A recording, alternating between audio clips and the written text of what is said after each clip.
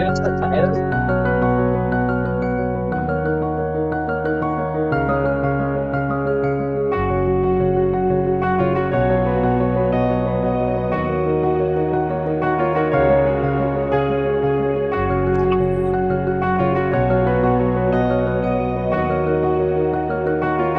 Lalita? Yes, ma'am. Did sir join? Played, ma'am.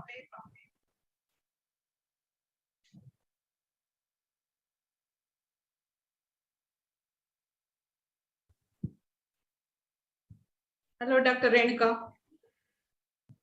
Good morning, ma'am. Good morning. Good morning.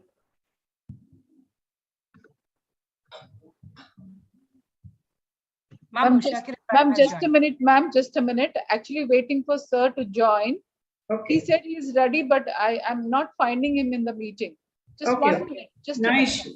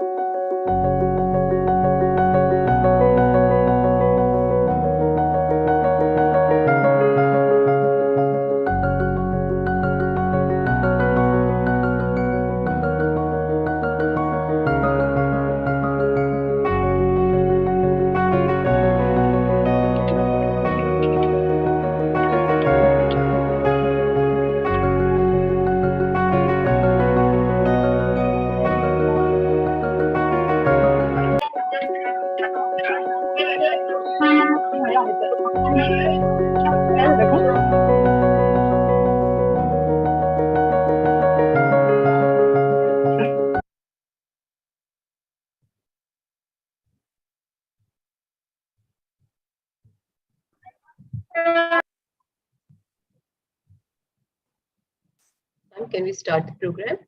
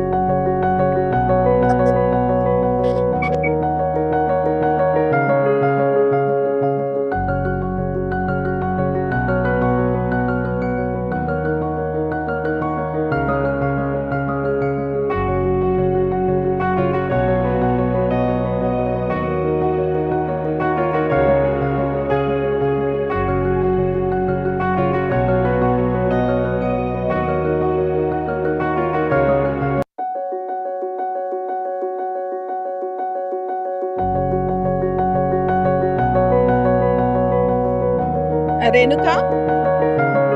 Hello, Renuka. Ma'am, you're audible, ma'am. Sir, join in na phone toti. Nenu Suchitra phone to join ayyanu. Okay, ma'am. Okay, ma'am. Yeah. Can we start the program now? Yes, Bindu. Yeah. A very good morning.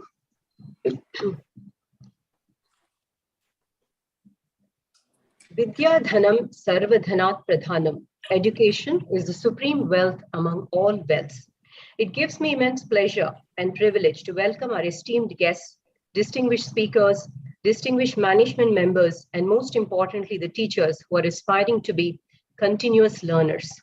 The 10-day faculty development program on advanced research methodology is organized by the Department of Business Management, RBVRR Women's College, and sponsored by Indian Council of Social Science Research.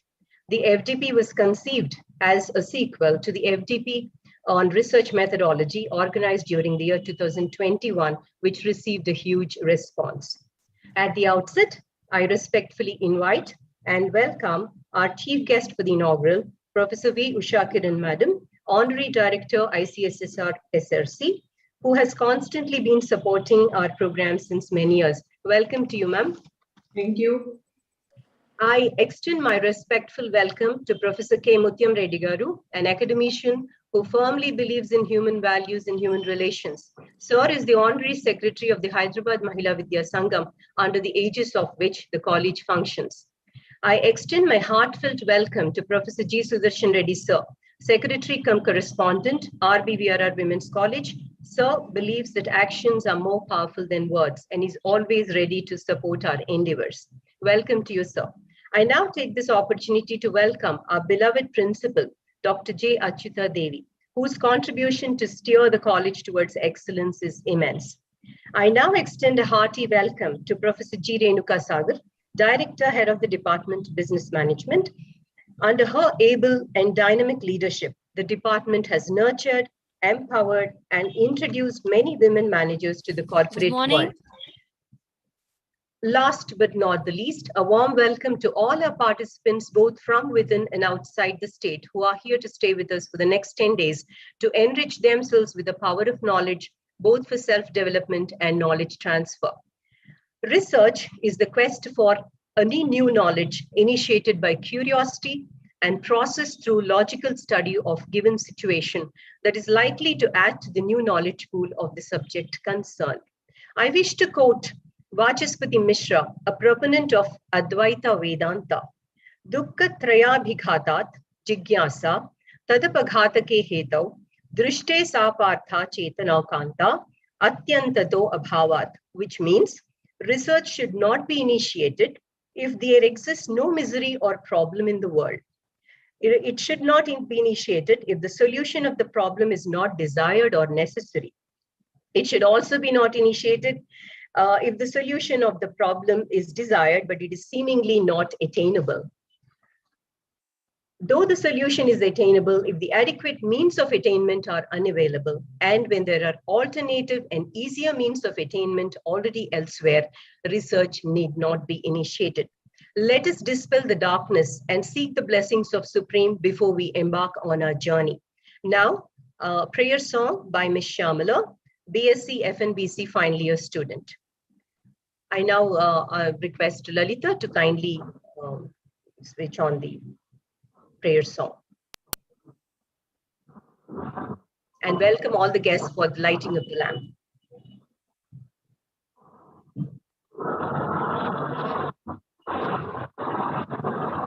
Saraswati Namostute Sharade Vidyaprade Saraswati Namostute Sharade Vidyaprade Saraswati Namostute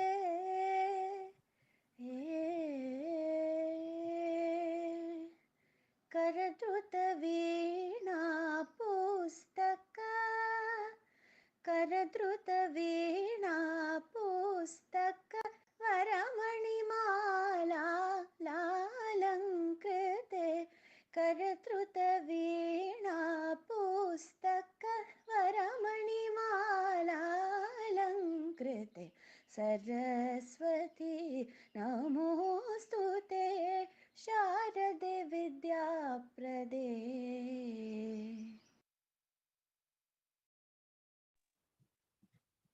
Thank you, Shamala. That was a wonderful rendition. I now invite Dr. J. Achita Devi, Principal RBVRR Women's College, to address the gathering. Thank you, Bindu. Good morning, everyone. I welcome all the participants to ICSSR sponsored virtual 10 days faculty development program on advanced research methodology organized by Department of Business Management. I would like to extend my special welcome to today's chief guest, Professor V. Usha Kiran Garu, Honorary Director, ICSSR. Research. The teachers create new knowledge through research, and consequently provides platforms for updated learning through research. Therefore, faculty is expected to engage as much in research as in teaching. The main thrust of national education policy regarding higher education is to develop active research communities across the disciplines, including cross-disciplinary research. I hope advanced research methodology will give immense knowledge to both students and faculty and to research aspirants. I congratulate Professor Renuka Sagar and her team for organizing this 10 days program. Thank you. Thank you, ma'am.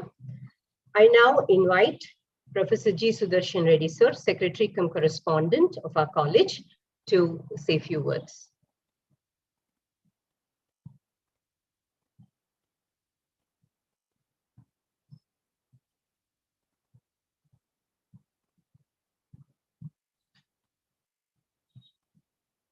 May I now invite Professor G. Sudarshan Reddy, sir, Secretary cum Correspondent, RBVRR Women's College, to say a few words.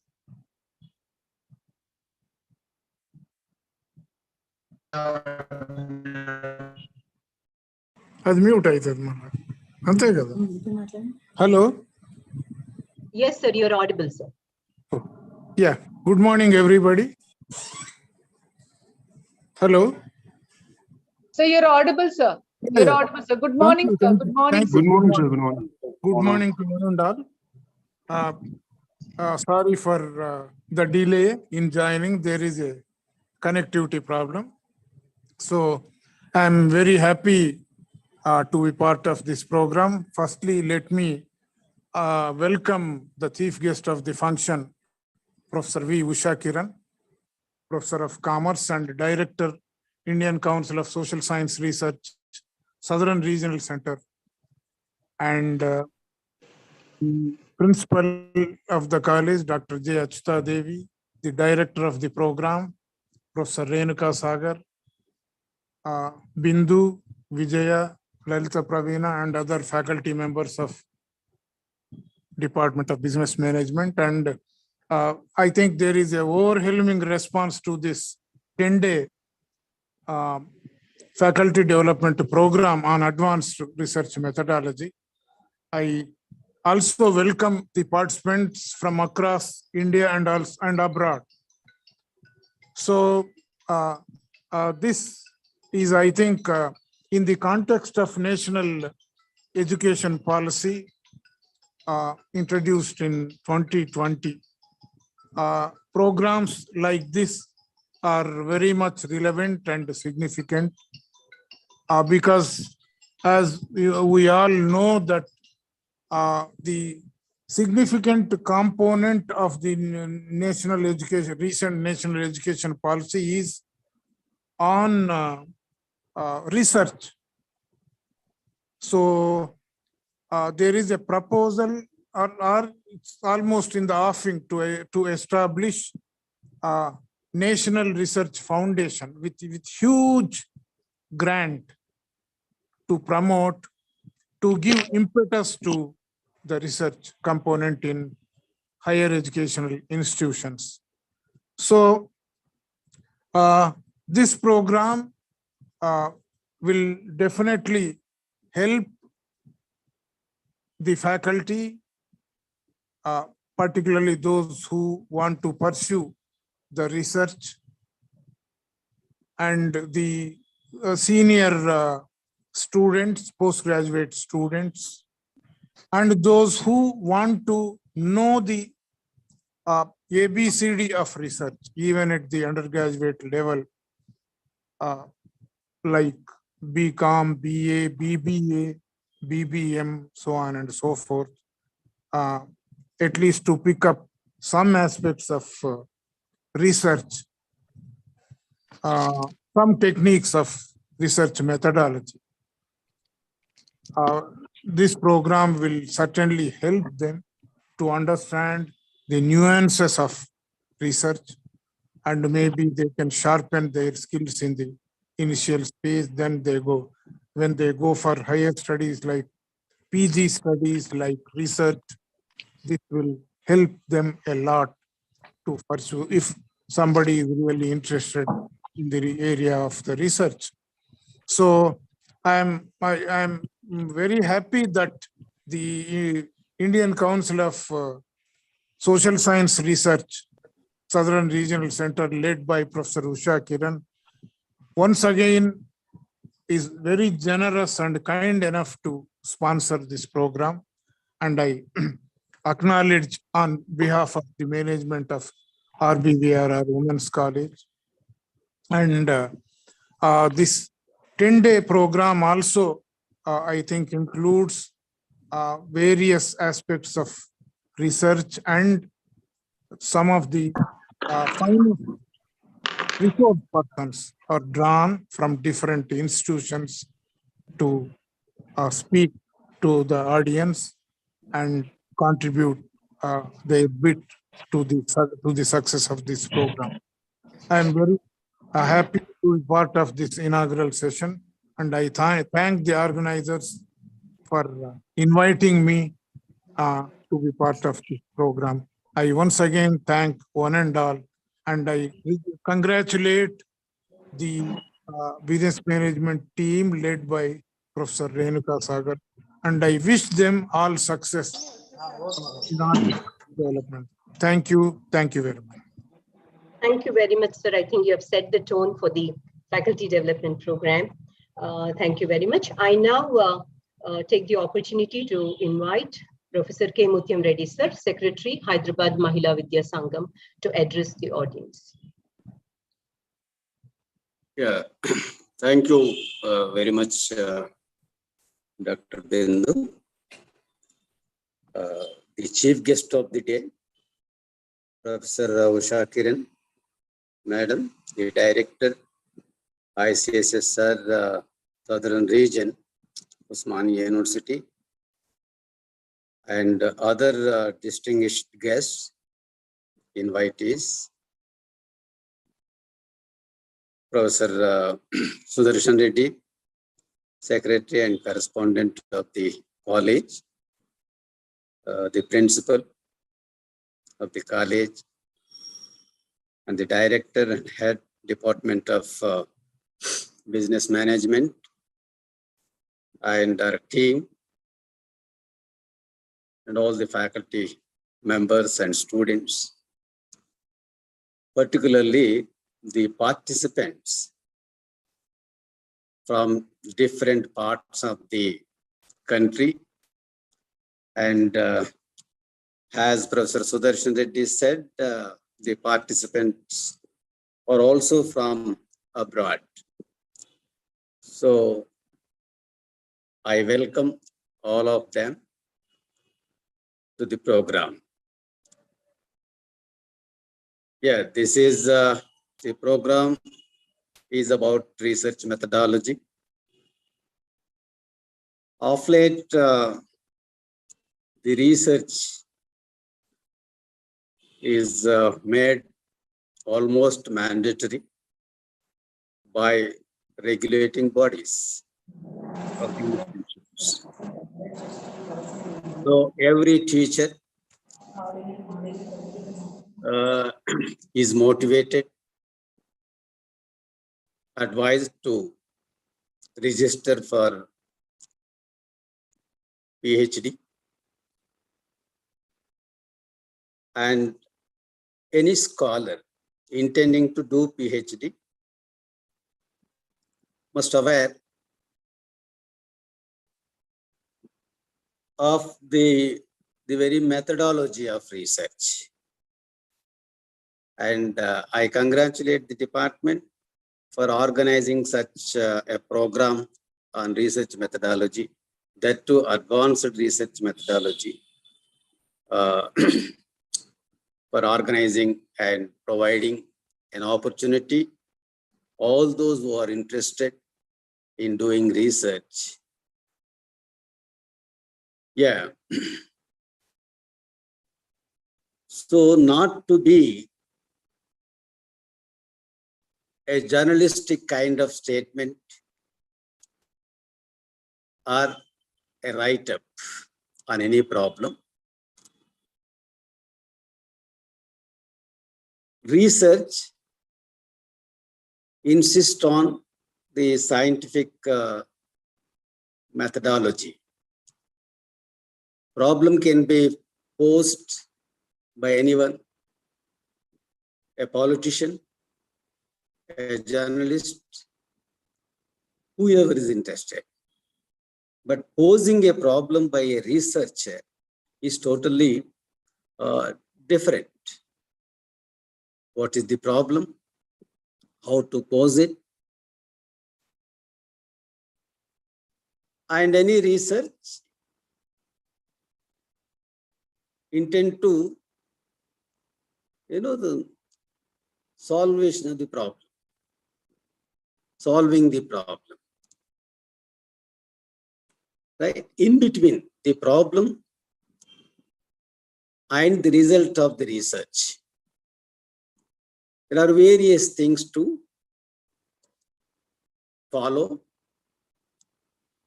and where you come across the research methodology. So every researcher has objectives, and how to fulfill those objectives, and what are the various research methodologies, qualitative, quantitative, like. So a researcher should have knowledge about the methodology, how to conduct research, how to prepare a proposal of research, maybe for a project or for a PhD.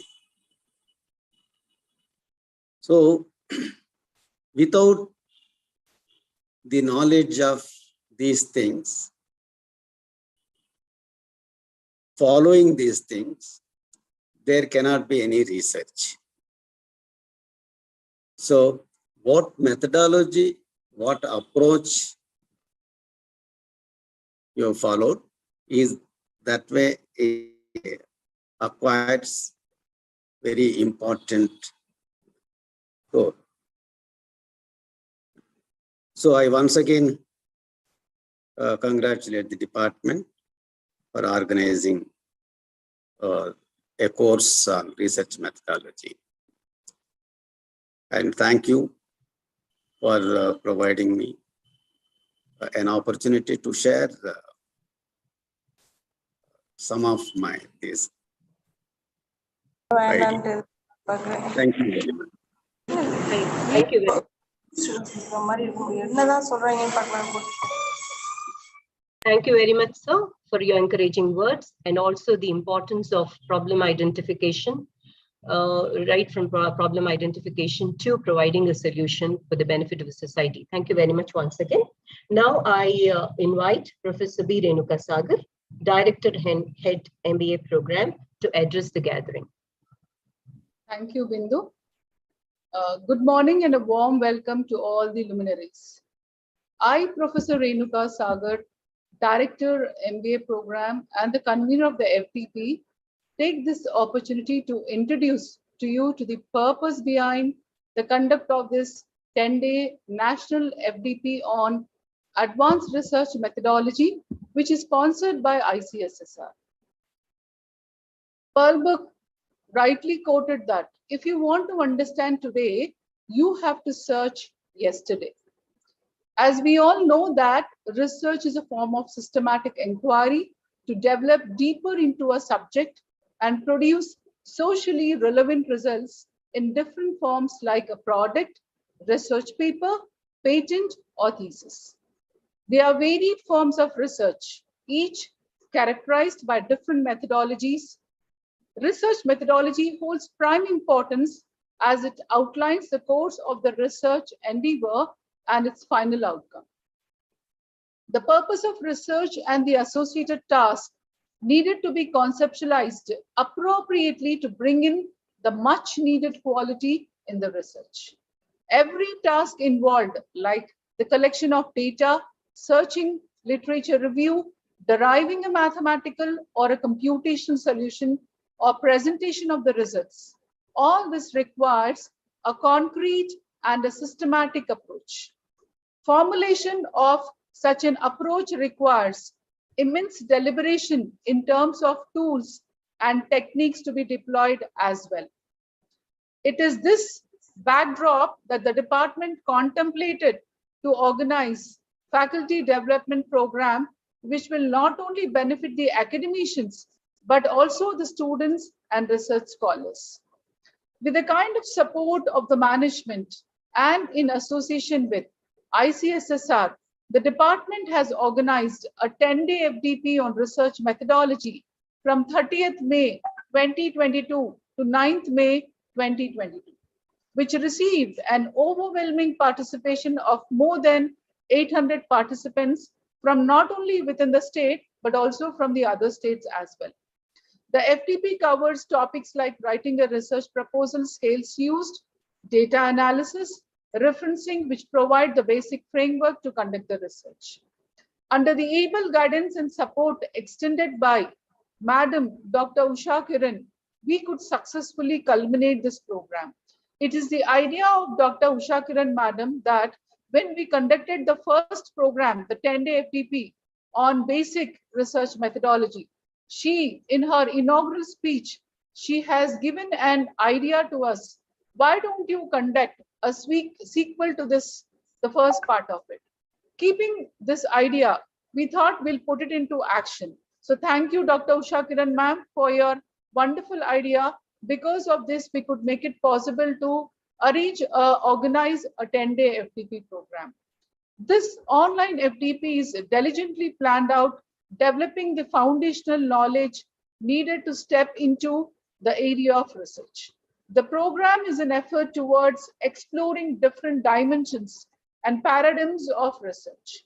The modules intend to enhance the ability of the participants to undertake independent research in a planned manner, collect and analyze data, perform simulations, and to assist them in writing research papers for a good quality journals.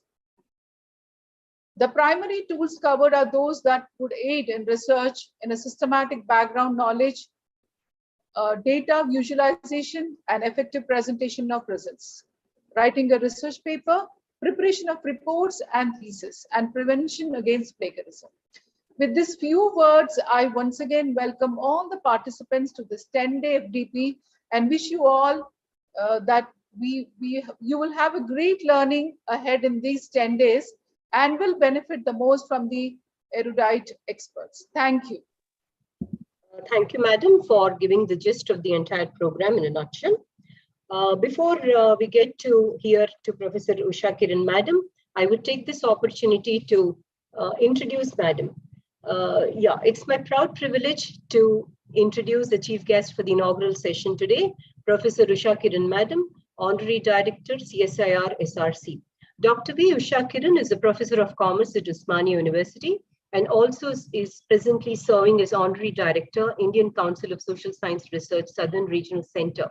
She is holding the other positions as Director, Directorate of Placement Services, OU, and Head, Department of Commerce.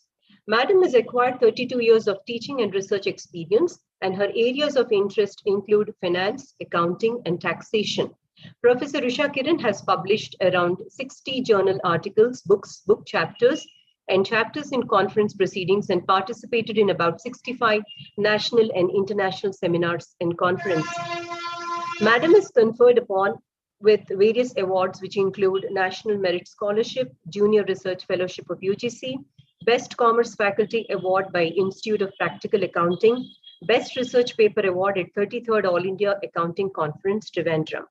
Madam also is a recipient of Best Research Paper Award at 39th All India Accounting Conference, Bengaluru, Karnataka. And she also won the Telangana State Best Teacher Award for her recognition in the field of academics. Madam is associated with various academic institutions like HRD Center at Osmania University, Telangana State Police Academy, affiliated and constituent colleges of Osmania University, Kakatiya University, and Palamuri University. On the academic administration side, she has served as NSS officer, student advisor, head Department of Commerce at University College for Women and PG College, Secunderabad. Madam Usha Kiran is also a member on Board of Studies, selection committees, and governing bodies at various affiliated and autonomous institutions. Madam is presently the General Secretary at Hyderabad branch of Indian Accounting Association, executive member on Indian Accounting Association representing South, and member on Internal Compliance Committee, LIC Southern Zone. She's also a coordinator at UGC UPE, Bureau of Human Resources, Placement and Training Center, SAP UGC at Department of Commerce.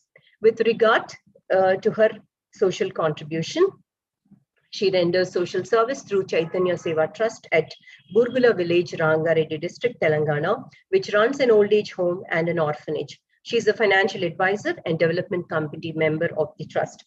Madam, your exemplary contribution to the field of academics is very inspirational to all of us here. I welcome you once again to address our gathering. Thank you, ma'am. Thank you very much, Hima Bindu, for the introduction. Above all, I would like to say that I'm the alumni of the RBVRR College, where I've done my degree way back in 1980s. So I feel honored whenever I get an invitation from this college or wherever I'm supporting the college. So first, let me acknowledge that, and then Professor Sudarshan Reddy, the Secretary Correspondent of the college, Professor Mutyam Reddy, Honorary Secretary HMB, and Dr. J. Achita Devi, Principal of the college, and Professor Renuka, Director of the program, and also the Head Department of Business Management, and all the organizing team, and also the dear participants. Very good morning from my side to you.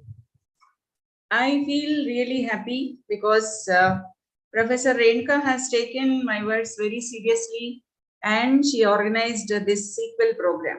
So I remember that in the year 2021, they have done a program called Basic Research Methodology, wherein all basic things were covered. So at that time, I suggested that let it be advanced research methodology, and I'm happy that Dr. Renuka, you have taken it up very seriously. And then I hope the group is same, or do you have a different group? I just would like to know. Ma'am, it's a different group, ma'am. Okay, different group.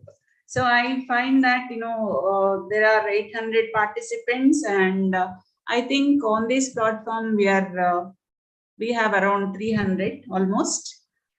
It's an overwhelming response that shows that how the teachers are really interested in conducting the research. So that shows the seriousness, and that shows that enthusiasm in learning the statistical tools and techniques. And I'm really happy to share with you that in social science research, till the last year, we were in 15th rank all over the world. But this year, we have moved from 15th rank to 4th. And just 3 countries are ahead of us. And very soon, we are going to replace the 3rd one also. Like, we will become the 3rd country. So all of you must appreciate ourselves, whoever belong to the social sciences, because more than 10,000 publications have been published in very good journals like Scopus based or ABDC listed, Web of Science, so on and so forth. And based on all these publications and the quality and other parameters, this rank is being calculated, and we stand at 4th rank. But coming to the amount, what we spend on social science research, what I feel compared to other faculties, the social science research gets really a lower amount. It is because nowadays there is no UGC funding. Excepting ICSSR, no other funding is available for social sciences. Whereas for the science faculty, they've got other programs and ministries, so on and so forth. So wherever possible, I always help to see that the various colleges and various conveners really would like to take up such programs. Please remember, such programs really motivate the people to go for a better research. Better in the sense, always we should focus on the quality of the research. So it is not the number of publications what we are going to publish, but it should be on quality orientation.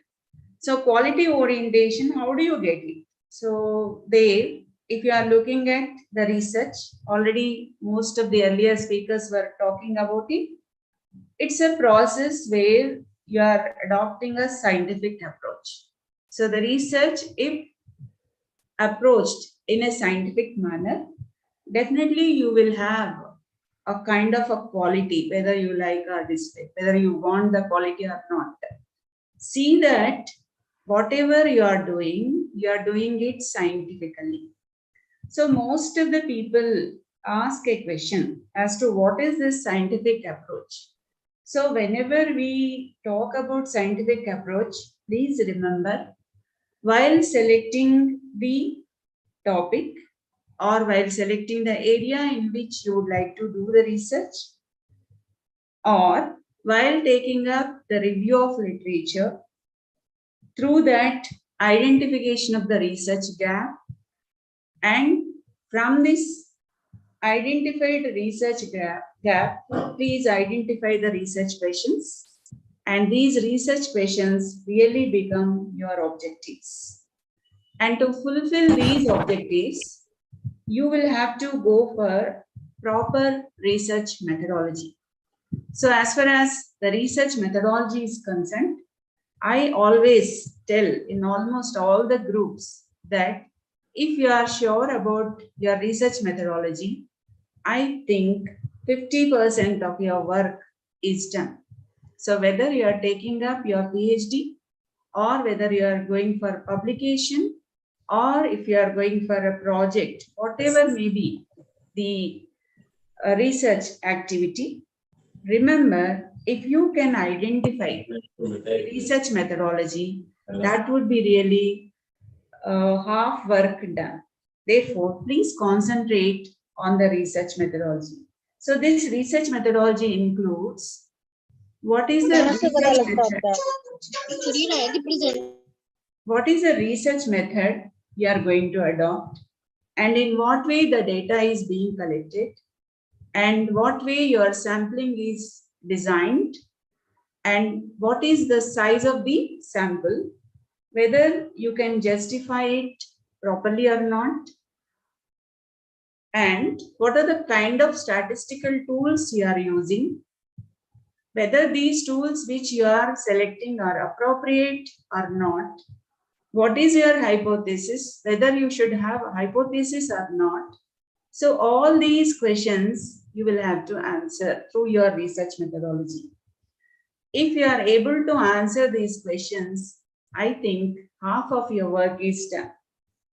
So the remaining half is nothing but the actual work process, wherein you collect the data, you analyze the data, and apply the appropriate tools, and then go for the interpretation. So when you are adopting this kind of a scientific methodology to your research, definitely I can tell you that whatever conclusions you are drawing, those conclusions will be scientific conclusions, and they're almost nearer to the population parameters. That is, you can generalize whatever conclusions you are drawing from for your sample or from your research, that can be generalized as such. Therefore, it's very important for you to understand that what are the data analytical techniques, especially you are concentrating on, because this particular FDP, 10-day FDP is concentrating on the various tools, the statistical tools, and also I think you're going to get the hands-on experience using maybe SPSS or maybe some other kind of software. You will be learning descriptive and inferential statistics. So it is very much necessary. You should understand what is the measurement you are adopting for the variables while collecting the data, and what is the scaling procedure you are adopting, and considering that how many groups are there in your data, how many variables are there. So based upon all this, whether they are quantifiable or qualifiable, that is quality oriented. So how you are really collecting the data, based upon that, you will have to decide whether you go for parametric tests or non-parametric tests. So looking into all these things very comprehensively and trying to understand as to how we proceed with the research process, it is always necessary that at the end, whatever you report, that report really brings out the kind of research what you bring in out. So here, one important aspect you all have to remember, that is the similarity index. So nowadays, most of the universities, if you are going for PhD, most of the universities, they are not accepting the PhD thesis unless the similarity index is below 10 or below. Then some of the journals, if you are sending your research article, they are also insisting. That is, recently I have sent an article to Finance India. They said the similarity index must be below 5%. So each kind of a journal, based upon its like where it is placed, they are deciding the similarity index. So all of you must understand as to how to avoid Or better, take a view that you will not copy directly. Rather, you will read the earlier reviews and then understand them and take the only important points and write in your own words. And most of the time, the similarity index is reflected through your review of literature. So to avoid that, what you can do is better you go for this uh, review of literature, the referencing style that must be really be taken care of. So normally what I do is whenever I come across such programs, I keep talking about the ICSSR and how it is funding the researchers. So let me just put one or two words about it. There are several ways in which you can really get funding from ICSSR. One is if you are pursuing your doctoral studies, you have a funding called doctoral funding or doctoral fellowship. So wherein your research like design and everything you should submit, and based upon that it will be decided. There are certain parameters are there, and based upon those parameters, if the research is worth funding, then it will be funded. Similarly, those who have completed the doctoral thesis and doctoral studies, for them postdoctoral fellowships are available. And in addition, I find many of you are being teachers. You are interested in projects. So there are several opportunities. One is minor project, the other one is major project, and the third one is collaborative projects. So in minor projects, the time period is around 1.5 years to 2 years. And similarly, major also similar duration, but for a minor project, you get lower funding, and for a major project, you get a higher funding. Then similarly, if you are looking at the collaborative projects, wherein you can just go for the kind of a multidisciplinary approach. So a problem can be chosen and it can be viewed from different dimensions, and different subject approaches you can add to that, and thereby you can come out with a kind of a collaborative project. So whenever you are thinking in terms of collaborative project, see that you are accommodating the interests of almost all the kinds of subjects, whatever you are choosing to be collaborative as such. So even you can try for that, where the funding is above around 15 lakhs. That means up to 15 lakhs you can think of. And in addition to these things, you have various other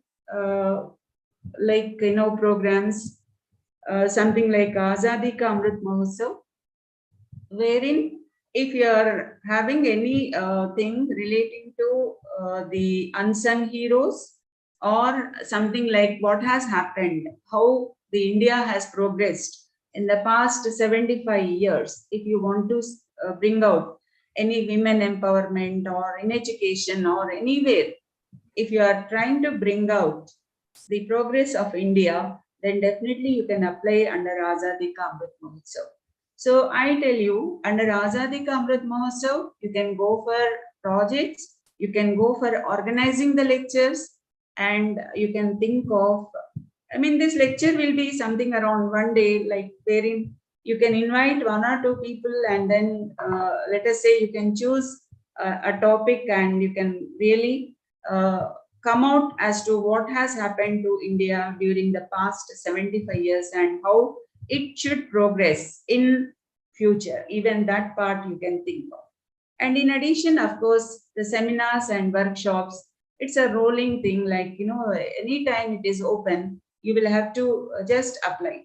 And even while applying, remember, ICSSR New Delhi will give you full funding, whereas SRC gives you only partial funding. That is, even if you apply for 10 days, supposing Renuka has applied for 10 days, but we will not be able to give her 10 days funding, but it is limited as such. So that is how you have to keep looking at the websites and see that you're not missing the deadlines, and within the stipulated time periods, you keep applying for projects or for national seminars or workshops and take real benefit out of the ICSSR funding. And then one more task I would like to give to Professor Renuka. You have done a basic program and you are conducting advanced research methodology. So next time you go for 3 or 5 days workshop on academic writing. So wherein workshop, I mean, where the people will gather, the researchers will gather, and they will finish off their publication within the given stipulated time period. That is, maybe they have got some half done research work, so they can bring it here, and with the help of the experts, they can complete that. So it can be publication, or it can be something like project proposal, because most of the time I keep finding that there are many projects proposals which are being submitted, but none of them are really of quality, because there are various parameters based on which these are really ranked. Therefore, one should understand that while submitting the proposal, you should follow certain things, like how research methodology should be shown, and how review of literature, and what is the connectivity between the review of literature and objectives, so on and so forth. And also you must establish as to what is the innovation in your research. And further, you have to tell what is that path-breaking research you are conducting.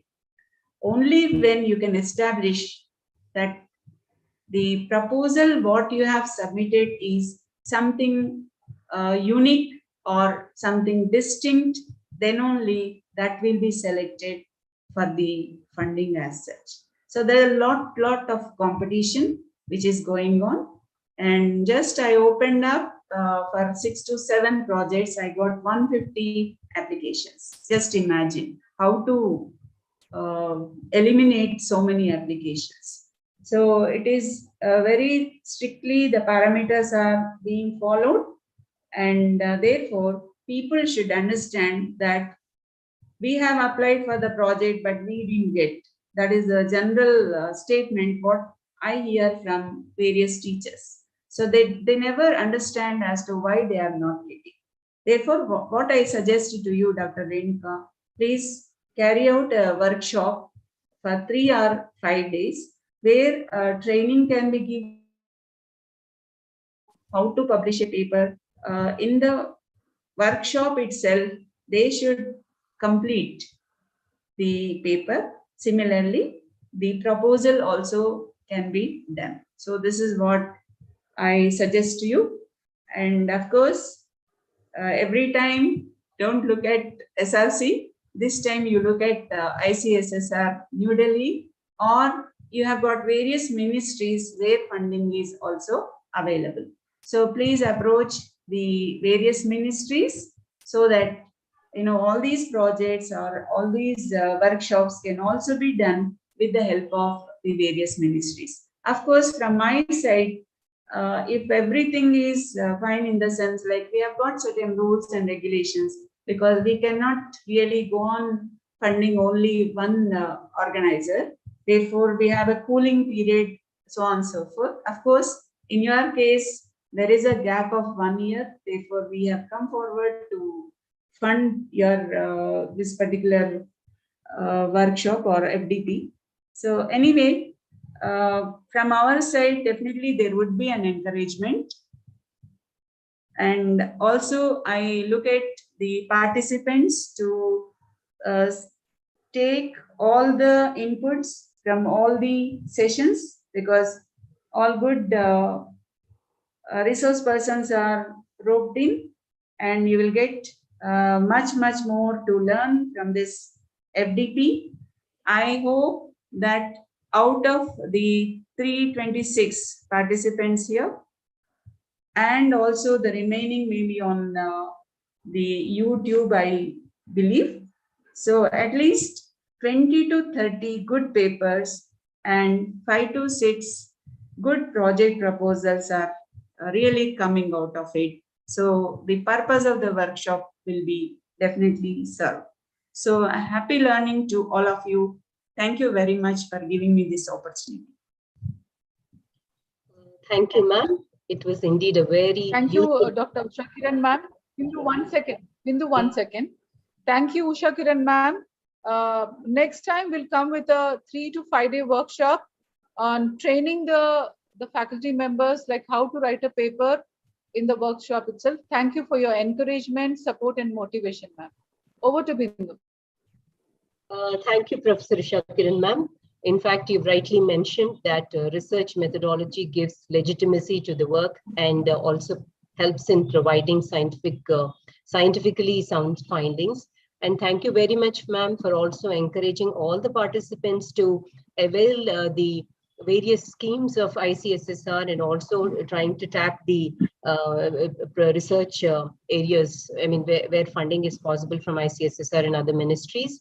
And we look forward, ma'am, as usual, for your kind support. And you've been supporting us as an alumnus of the college also. And it is a proud moment for all of us that you are here with us today. Thank you, ma'am. Thank you. Now, yes, dear participants, the technical sessions are, the series of technical sessions are lined up from today for the next 9 days.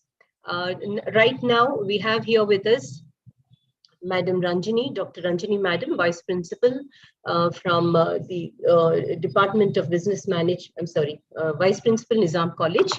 And I request now Dr. Vijaya, Assistant Professor, Department of Business Management, to introduce Madam. A very good afternoon, ma'am. Yeah, I consider it it's my pleasure to introduce Dr. C.V. Ranjini, ma'am, who is an Associate Professor, Department of Commerce, Osmania University, Hyderabad. Madam is the keynote speaker for today's inaugural program, and to speak about ma'am and her achievements. Ma'am has completed her master's in commerce and master's in business administration from OU. She has done her doctorate in philosophy in the area of retailing. She specializes in the area of marketing and accounting, and Madam has a penchant and flair for academics and research works. To mention a few of her achievements, Madam is the first lady vice principal of the historic and prestigious 134-year-old Nizam College, Hyderabad.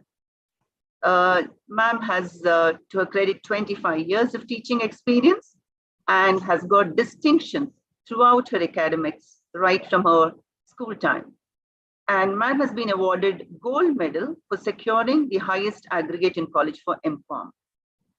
She was a coordinator for Osmania's centenary celebrations and has conducted multifarious activities in the year-long celebrations, including the Nobel Laureate lectures, alumni meets, cultural events, and many other academic seminars. Ma'am has authored books in the area of retailing, marketing, organization behavior, international business, strategic management, and etc. Ma'am has also authored course material, that is textbooks, for Dr. B.R. Ambedkar Open University, MG University Nalgonda, and the PGRRCD Osmania University. She's authored more than 45 research articles, which got published in national and international journals. Ma'am has translated 89 MOOC modules in digital marketing and entrepreneurship. She has held various positions such as NSSPO, PRO, IQAC coordinator, head Department of Commerce at Nizam College, and coordinator for the OU centenary celebrations. Ma'am is now the vice principal of Nizam College. She's also a resource person at various UGC, HRDC centers across the country, and also at many affiliated colleges of OU and other universities. And ma'am has also recorded many video lessons at Dr. B.R. Ambedkar Open University. She's also a life member of the Indian Commerce Association, Indian Accounting Association, and the Telangana Commerce Association. Ma'am has also organized many seminars and workshops at the national and international level and has presented papers on various subjects ranging from accounting to marketing. Ma'am, it's a privilege to have you today with us, and I'm sure we'll gain a lot from your keynote address on the topic of today. Thank you, ma'am, and I invite you to deliver the address, ma'am. Thank you. Thank you very much, madam. Thank you very much for the nice introduction you have given. So on behalf of my mother institution, can you all hear me, my dear teachers? Am I audible? Yes, ma'am. You're audible, ma'am. Very much audible. Is the PPT visible? Yes, yes, ma'am. Fine, right. So on behalf of my mother institution, Osmania University, and also Nizam College, where I'm working right now, a very warm welcome to this 10-day faculty development program on advanced research methodology sponsored by ICSSR, being organized by the Reddy Women's College. So hearty congratulations to all the organizers. A very big thank you to Professor K. Mutyam Reddy sir, Honorable Secretary, Professor G. Sudarshan Reddy sir, Secretary cum Correspondence, Dr. J. Achyuta Devi ma'am, the principal, and also Professor Renuka Sagar ma'am, the director MBA program, who has invited me and is making me a part of this wonderful program. So very warm welcome to all of y'all. So as you can see, my dear teachers, my topic for today is analysis of data and techniques.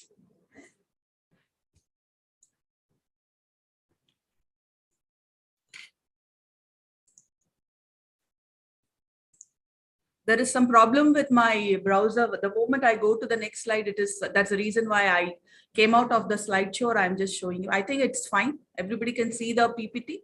Yes, yes, ma'am. Yes, Dr. Ranjini ma'am. Yes. Thank you very much. So now I start my presentation with this story of this blind man and elephant. All of you all might have somewhere or other read this story, isn't it? 6 blind men go to observe an elephant. It is there in the PPT, isn't it? One feels the side and thinks it is like a wall. The other one touches the tusk and they think it is a spear, etc., etc., etc. The tusk has a snake and all. The picture only tells us.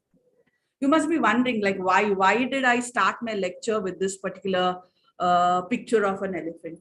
You know, my dear teachers, most of the time, you know, we do the same thing in research as well. The same thing, the same story as this particular elephant, the blind man and elephant. We also think whatever we do, we read 1 or 2 articles on the topic on which we want to do research, and we observe what are the objectives given in that, and what are the methodology they have used, and we think that is final. And it's similar to this story, isn't it? Similar to the story of 6 blind men, isn't it? We think whatever perspective we have is correct. But most of the time, my dear teachers, you know, whenever we are doing research, a particular topic has a number of perspectives, which we fail to see, which we fail to understand most of the time. Like the story what we have in front of us, the blind man and elephant. Isn't it? The moment a blind man touches the tusk, isn't it? He feels it is like a similar to a spear, isn't it? Everything similar like tail as a rope, etc., etc. Even yeah. Any questions, my dear teachers?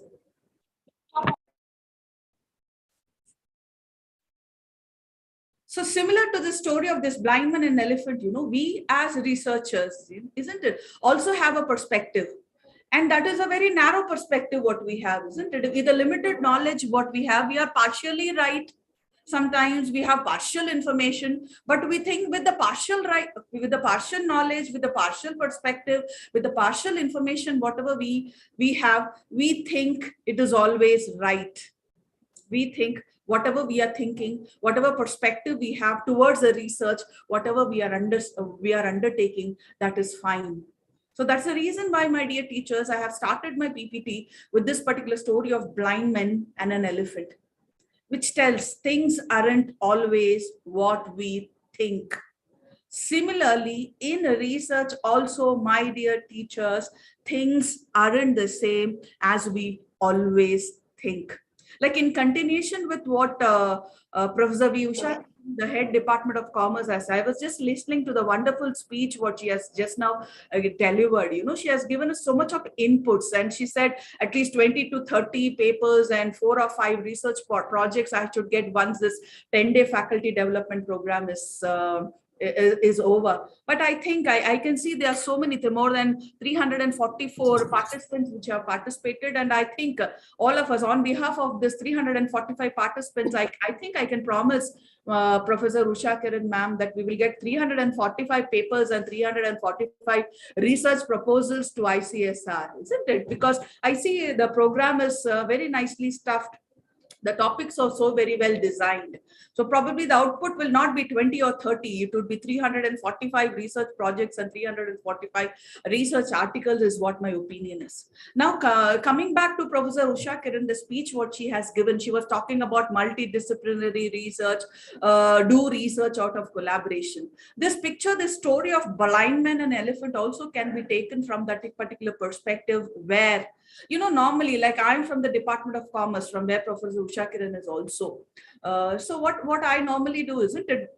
Most of us do, isn't it? We only focus on the research in which we are in the discipline from which, or the faculty from which we are in.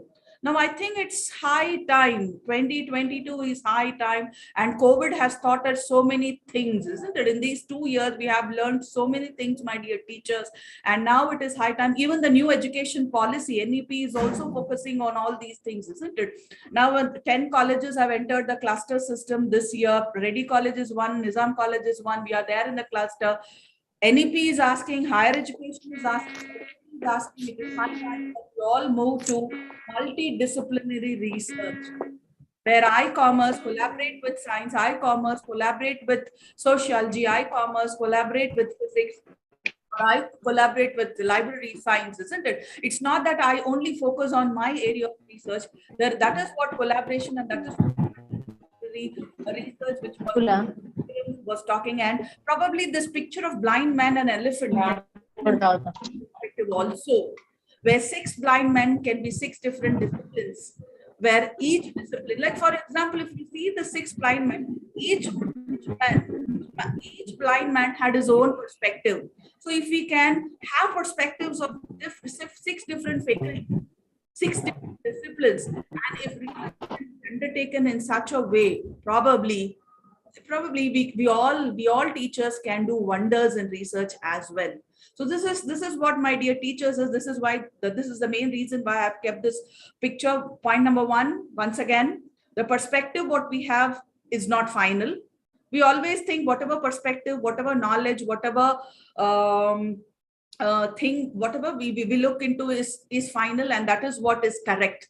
So this story of this blind man and elephant teaches us our perspective may be wrong, our knowledge may be partial, the information what we have also may be partial. So let us open our minds, let us be broader, let us do also in as ma'am has said, let us also go for multidisciplinary and collaborative research. So once again, on behalf of Reddy College, a very warm welcome through this story of blind men and elephant to this 10-day faculty development program. Now, my dear teachers, I think you can see the next slide. Numbers have meanings. Is it visible, my dear teachers? Did I go to the next slide? Yes, Dr. Ranjani. Visible. Thank you very much, ma'am. Now, if you see, I have kept 2 pictures in this PPT, one on the left-hand side and another one on the right-hand side. One talks about the temperature, the other talks about the Richter scale, where the earthquakes are measured.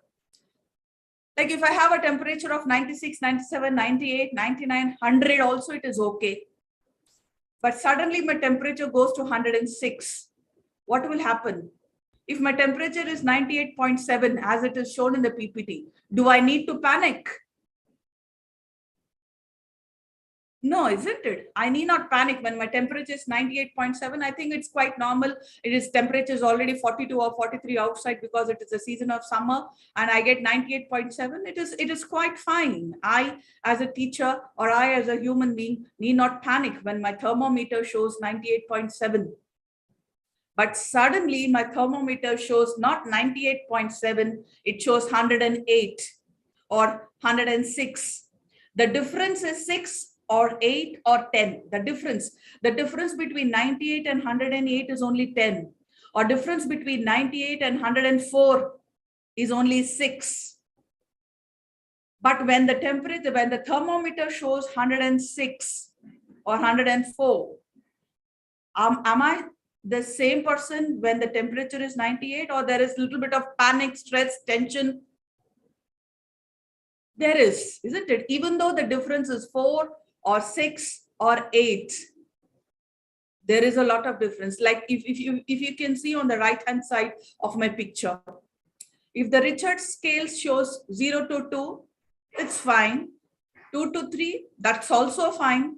3 to 4, okay, thoda my fan will shake, my table in which I'm sitting will shake. 5 to 6 Richard scale measurement also will see that the furniture in the chair, isn't it? The chair, not only my table, the chair also will shake thoda. But the moment it reaches 8, the moment the Richard scale reads 8, mine, as I told you, mine is 135 years old college. The building will collapse. It's a heritage building. The building will collapse. But my dear teachers, if you see, the difference is only 4. From 4 Richard scale, if it reaches 8, there's so much of a difference. There's so much of 4, there's nothing much is happening, isn't it? There's a slight change in the wall.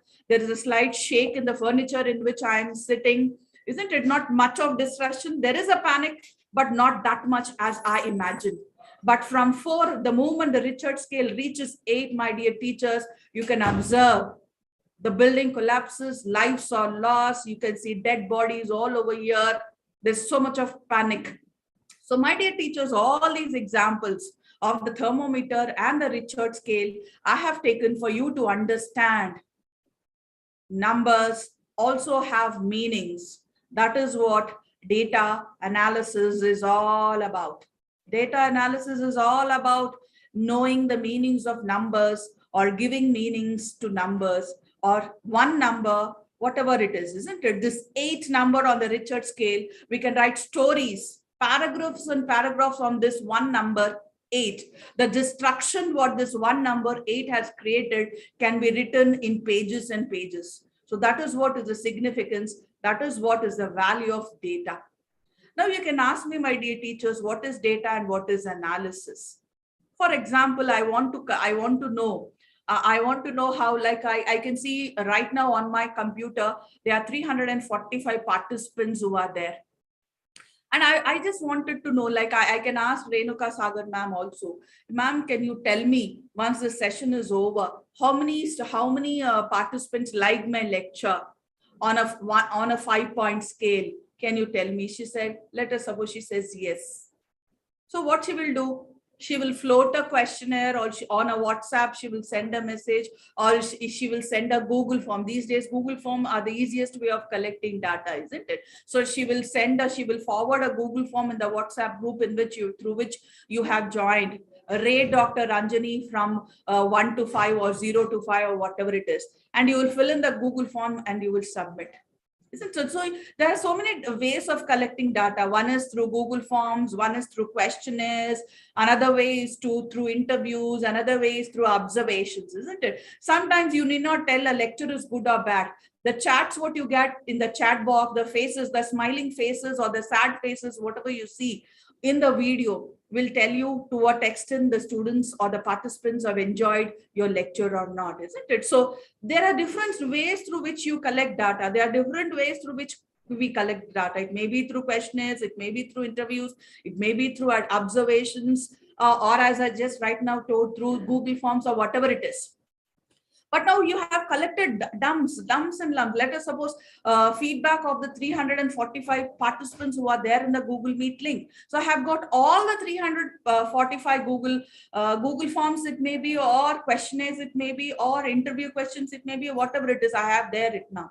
Now, but how do I know? Where do I stand? How do I, as CV Ranjani, know? Should I look into all the 345 forms? Isn't there should be something just by seeing one small table or just by preparing a small table, or just by condensing all the 345 into one small table or into one picture will tell me what my how the participants have enjoyed my lecture, or what my performance was, or how did I give my lecture in today's class. So this is what is all about. This is what is all about collecting data. This is what is all about collecting data. And this is what is all about. Numbers also have meaning. So we have all collected data like this, and I want to know, where do I stand? So the data collection should be condensed and should be written, isn't it? Let us suppose finally Renuka Sagar ma'am says, you stand, your number is 3 in a 5-point scale. So when someone in a 5-point scale, stories and stories, that is what interpretation is all about. So the questionnaire, the Google form, what Renuka Sagar ma'am has collected is what is called as data. The questionnaire or the Google form or the observation method or the interview method through which the data has been collected about the feedback of this particular program is what is called as data. So there is huge amount of data, 345 papers, 345 questions I have. Now this is a complex thing, isn't it? This complex 345, if Renuka Sagar ma'am, she says, I'll forward you, I have collected through a questionnaire ma'am, I'll forward you all the 345 questions, find out what was the feedback of the lecture. It is so tedious, isn't it? Instead, the 345 questionnaires, what Renuka Sagar ma'am has collected, she prepares a small table, 300, how many, like in a 5-point scale, how many gave 0 out of 345, how many gave 1, how many gave 2, how many gave 3, and how many gave 4, or if there is no 0, 1 to 5. So how many of them rated 1? So 200 people have rated 1. The remaining rated 2. Like this, if she can give me a table, a small simple table of this 345 participants, by just looking into that table, I understand what my performance is in today's lecture. So this is what is data analysis, my dear teachers. How important it is in research, you might have understood with these 1 or 2 simple examples, whatever we have taken. So numbers have meaning. You just cannot tell, isn't it? Many of the time, I have given this picture. The reason is, many of the times when we collect the data, isn't it? What happens? People say, I'll collect 340, 300. Usko 300 se 400 kar diyo to kya hota? Like 300, if I make it 200, what is the point? What is wrong in that? There is a difference, my dear teachers. Every number has a meaning. Every number has a value in research, because based on that number, the interpretation, the table is prepared and the interpretation is done. So my dear teachers, you have to register in your mind, numbers also have meaning. And my dear teachers, as you know, numbers are part of our daily life. And as I've been telling you, we collect complex data, isn't it? 345 questions. Let us suppose Renuka Sagar ma'am sends me 345 questions. Ma'am, now this is what is the feedback I have collected as per your request for the lecture, whatever you have given. So now you only assess where do you stand in this 5-point scale. So that doesn't work out in research, isn't it? So in simple term, data analysis is nothing but a complex situation. We make it simplify. We simplify a complex data so that we have a better understanding of the data what we have collected. A complex data is simplified into a smaller version. The reason is why? So that we have a better understanding of the data what we have collected. It is similar, like in an MCH dustbin, you go on putting the trash. What will happen? Nothing, isn't it? Similarly, you are collecting n number of data. Most of the time, I see scholars, I see so many people, they go on collect data, they go on collecting data, but end of the day, they do not know what data they have collected earlier and for what purpose they are going to use. So the process to understand data is data analysis, my dear teachers, and the tools to do this is called statistics. The process to understand data is what is called as data analysis, or in simple terms, as I told you, a complex data is simplified for our better understanding is nothing but the process of simplifying a complex data is what is called as data analysis. And my dear teachers, I've kept this picture of the gym for us to understand. In order to analyze the data, or in order to use an appropriate statistical tool, my dear teachers, you only have to do your exercise. For example, I normally use this example wherever I go. If you see in this video, you can see me, I'm very strong. I look very fat. Like I want to put down my weight, let us suppose. I want to lose 10 kgs of weight. And I asked Renuka Sagar, ma'am, you are so good, every program you do, you invite me. Now I have become a Reddy College family also. Indirectly, I feel I'm also a family member of Reddy College. I have become part of Reddy College. Ma'am, why don't you do one thing? No, I'll pay the gym fees also. You tell me where do you stay? I'll pay the gym fees also on behalf of me. See, I'm so very obese, now I'm in my late 40s also. Say I may enter. So there is the obesity will lead to so many technical problems. So ma'am, why don't you do one thing? On behalf of me, you go to the gym and do exercise. Will it work out for me? Will I become thin? Will the six pack come to me? No, isn't it? Similarly, my dear teachers and my dear participants, many a times what we do, isn't it? We collect data. For collecting data, you can take help of anybody you want. You can take your help of your friends, relatives, family. But my dear teachers, when you're analyzing the data, when we have to take a decision of what statistical tool we have to use, most of us, I have observed in this 25 years of my journey as a teacher and as a researcher, 95%, more than 90, probably it can be 95 also. More than 90% of the researchers do not know which statistical tool works for which data.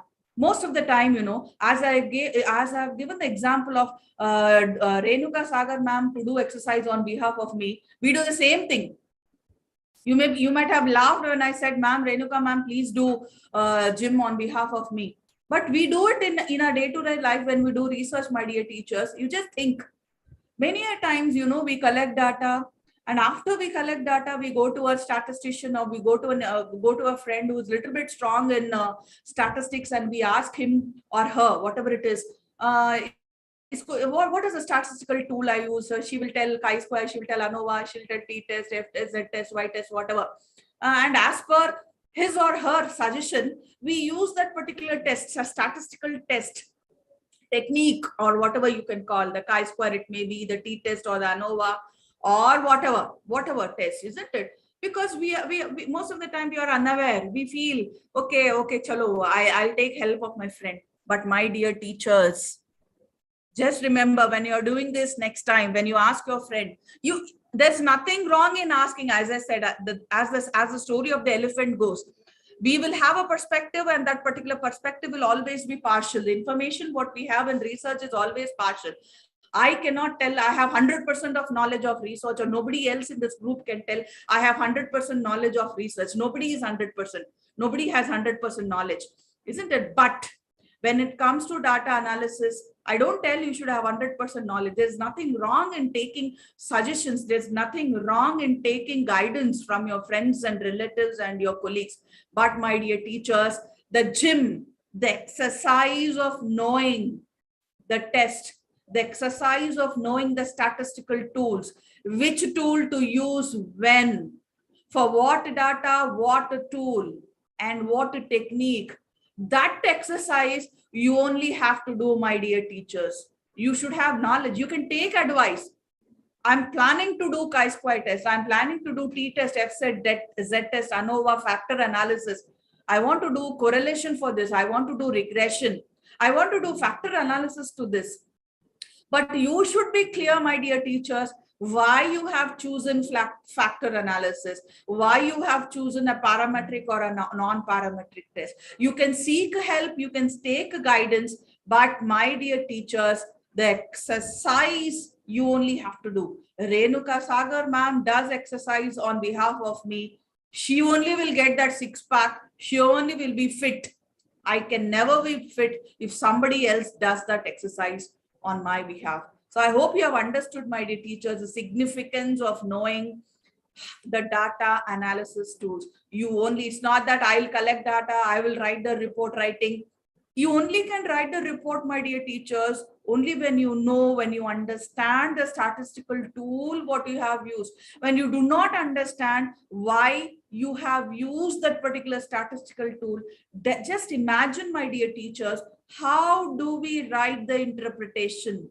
How can you write the interpretation when you yourself is not clear as to why you have used that particular statistical tool? It may be factor analysis, it may be ANOVA, it may be chi-square, it may be t-test, f-test, or z-test.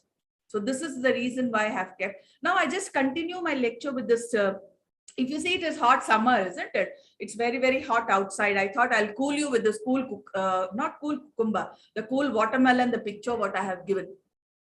I'll just tell you the story of this watermelon boy so that we connect this with the research what we undertake most of the time.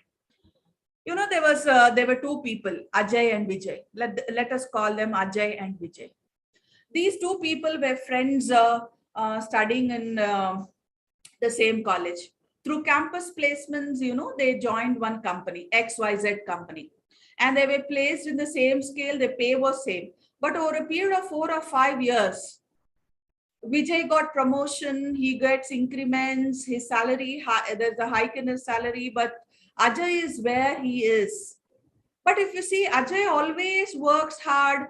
He's there morning at 9 o'clock, beginning, and he works late in the nights also. But this Vijay comes only at 10 o'clock, the commencement of the office. He leaves at 5 o'clock when the office hours is over. But even though he works only from 10 to 5, he gets salary hike, he gets promotion, he gets all those good things which happens in the organization. Over a period of time, even though these two, Ajay and Vijay, were friends, first time Ajay didn't feel bad, second time it did not feel bad, but when it was continuing over a period of time, Ajay started feeling very bad, and there was so much of inferiority complex what he was developing. And then, one day he goes to the boss and he says, what is this? I work for so long hours. I come at 9 o'clock. I stay at 9 o'clock. I work for such long hours. But there's so much of partiality, and there's so much of bias what you show. It's all the time. Vijay gets the promotion. Vijay gets the salary hike. Everything goes to Vijay. Why not Ajay? Then the manager doesn't get angry. He doesn't get angry. Then he calls Ajay and he tells, see, it's so very hot outside. No, the temperature is 40 degrees. It's so very hot. There's one watermelon seller nearby the office. You just go and you just check whether the watermelon seller is available today or not. If he's available, let's see, we will have a few pieces of watermelon during lunch. Then Ajay goes out and he just finds out, he just finds out if there is a watermelon seller, and he just goes out and he finds there is a watermelon seller. And he comes back to office and he tells his boss, yeah, as you told, I went out, I could see a watermelon seller. He is there selling watermelon. Then the boss asks, what is the piece of one watermelon which the seller is selling? Ajay says, I do not know. I didn't ask him. Wait, you give me 1 minute time. I'll just go back and I'll come and I'll tell you what is the price. Then he goes back and comes. He says, one piece of watermelon is 10 rupees. 10 rupees per piece of watermelon he's selling. Then he says, the manager says, okay, Ajay, you be here. You just sit and observe. Then the manager makes Ajay sit beside him. He'll call Vijay. Vijay will come. Then when Vijay comes, the same question, the same thing, the manager will tell Vijay. Then Vijay will go, and within few minutes, he will come back and he will report to the manager. The manager will ask, what is the price of one piece of watermelon? Then Vijay will say, one piece of watermelon is 10 rupees. Half of the watermelon is 30 rupees. If you're buying a full watermelon, you'll get it for 50 rupees. Half you'll get it for 30 rupees. On the whole, he has 56 watermelons in his cart. Every day by 8 a.m. he opens the shop. Until the watermelons he sells, he's there in this. Every Sunday he's having an off. He goes to the nearby Mozamjai market, fruit market, to get watermelons every day. On an average, his turnover is 1,000 rupees per day, etc., etc. Like this, he goes on telling the list. Ajay gets shocked. What is this? The manager only asked to find out whether there is a watermelon vendor nearby. But this man completes. Vijay comes with a complete report. My dear teachers, I hope you understood why I have told you the story of Ajay and Vijay connecting with this watermelon. Most of the time, my dear teachers, while doing research, even we do the same mistake what Ajay has done. We work very hard. We really work very hard. I don't say we don't work. We really, really work very hard. 9 to 9 as Ajay is working. But if you see Vijay, he was doing, there's a lot of difference between hard work and smart work. And also there's a difference between working, doing your work, but doing your work with your presence of mind, and doing your work not out of compulsion, but out of passion. So this is what was the difference between Ajay and Vijay. So even in research, what we do is we go here and there, we collect n number of data, so many articles, Xeroxes we take, so many articles, PDF files we save in our folders. So we read so much, we do so much, we roam here, we attend so many seminars, we do so many things. But we do not know where to use the data, what to do, the Xeroxes, what we have taken, the seminars, what we have attended, the books, whatever we have purchased. We go, your guide tells you prepare this, we prepare. We do not know why. Your guide says go and collect data. Your guide says use ANOVA, you use ANOVA. She says you use factor analysis, you use factor analysis. You do not know why. You do not know what is the reason. We are not 100% mentally fixed with whatever we are doing. So my dear researchers, from now onwards, my dear teachers, see that we do research similar to Vijay. Collect all information when you're going to one place, when you have read an article, collect all the information, whatever you want, and put it in a form, in the form of a table. Vijay prepares a report also, and he submits a report of that watermelon to his boss. So most of the time, I just give you a simple example for you to understand. Normally, there is something called as review of literature. You have a session also, I believe, on review of literature. The teacher will tell you in detail as to how do you collect a review. But normally, when we are doing this review of literature, we go to the library, we take a Xerox, and we just file it. But we do not know, isn't it? We don't know how to use it. We go on downloading articles and articles we do not know. So what I suggest you researchers, the moment you read an article, if it is relevant to your research, the PhD or an article what you are writing, immediately cut, copy, paste and paste it somewhere else. And also in the article, if it is a hard copy, write the date, write the name, write the page number of the newspaper or the journal from which you have taken, and immediately see that your bibliography is ready. Immediately you see that your bibliography is ready, so that you know so and so article is on so and so topic.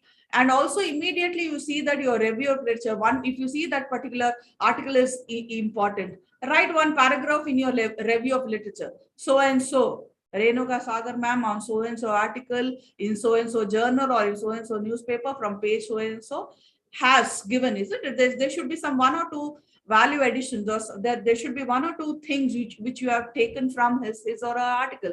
Immediately write simultaneously while collecting the data. What you do is you see two things are done simultaneously. Your review of literature is done.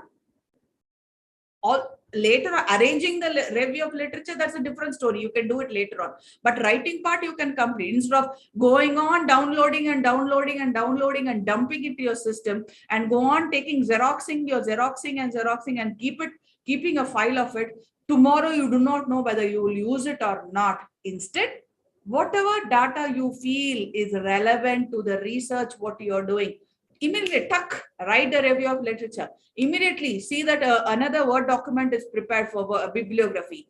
Write the bibliography there, write the review of literature. See how fast your research goes on. Am I clear, my dear teachers? Are you able to understand? Fine. This is what is research all about. Research is an organized and systematic way to get answers to questions for social change.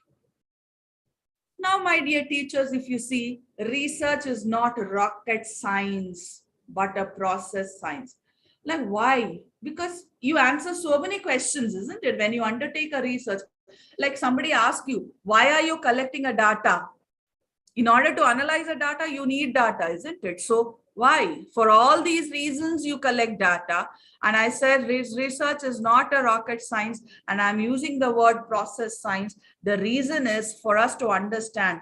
Originally, your plan may be to interview 10 people, out of which 10 girls or 10 boys are originally beginning, when you thought you will collect data through interview method, and you decided that the participant's age is between 12 and 18. Later on, what you have done, what you ended up doing, you have interviewed only 10 boys and 2 girls. So based on the data, what you have collected, your analysis and your interpretation will change. Or scenario 2, you have interviewed 10 girls and 10 boys only, as you have decided earlier, 10 girls and 10 boys, but later on, it was between 12 and 18. But here, in the scenario 2, if you see, all of them were over and above age of 16. I've given you this example for you to understand, my dear teachers. At the beginning, when you're doing at the beginning of a research, when you're collecting the data, and when the data what you have collected, when you think of analyzing it, giving it a meaning, the complex data, to simplify it and giving it a meaning, you must have something in mind. But when it comes to actuals, when the actual data collection comes, the things may change. So every step, my dear teachers, I have given you this example for you to understand. Every step, the data collection step, is also important, because every step makes a difference to the answers you obtain. Original plan was like that, but scenario 1, analysis and interpretation will be different. Scenario 2, your analysis and interpretation will be different. It's not that earlier I thought like this, I will end up like this, even now when the scenario has changed. This example, my dear teachers, you have to keep in mind, the moment your scenario changes, the moment your the sample changes, the moment from whom you have collected, your data changes, your analysis will change, your interpretation will change. This thing you have to keep in mind. It is not constant. Research is not constant, my dear teachers. It is not static. Research is a process, and research is dynamic. It's not that you have thought like this 1 year before when you have started the research, and you will end up doing that 1 year after when you have finished your research. This is one important thing you have to keep in mind while you're analyzing the data, my dear teachers. Now coming to, these are the different steps in research process. Now we are here in the 6th step, how to analyze the data. So my dear teachers, data analysis is defined as the process of collection of raw data and converting it into information useful for decision making by users. In simple terms, my dear teachers, the numbers, whatever we have collected, the numbers will be converted into words. The number 5, as I've shown you the picture of the thermometer and the Richard scale, the number 4 has a meaning, The number 4 interpretation will be different. When the Richard scale shows you 8, the interpretation will be different. So the data are analyzed. Why data analysis? Why should we have data analysis? Simple. That we analyze the data to answer questions, the research questions what we have framed, to test our hypothesis, to prove or disapprove the theories based on which we have created our data. Now let us just check in what is the definition of analysis of data. This is what is the definition of analysis, my dear teachers. A number of closely related operations that are performed with the purpose. This is what we are speaking since past half an hour, my dear teachers. And a number of closely related operations that are performed with the purpose of summarizing. We are summarizing. A complex data is summarized. The collected data and organizing these in such a manner that they will yield answers to the research questions or suggest hypotheses or questions if no such questions or hypothesis has initiated the study. So this is what is the definition of analysis of data, my dear teachers, in simple term.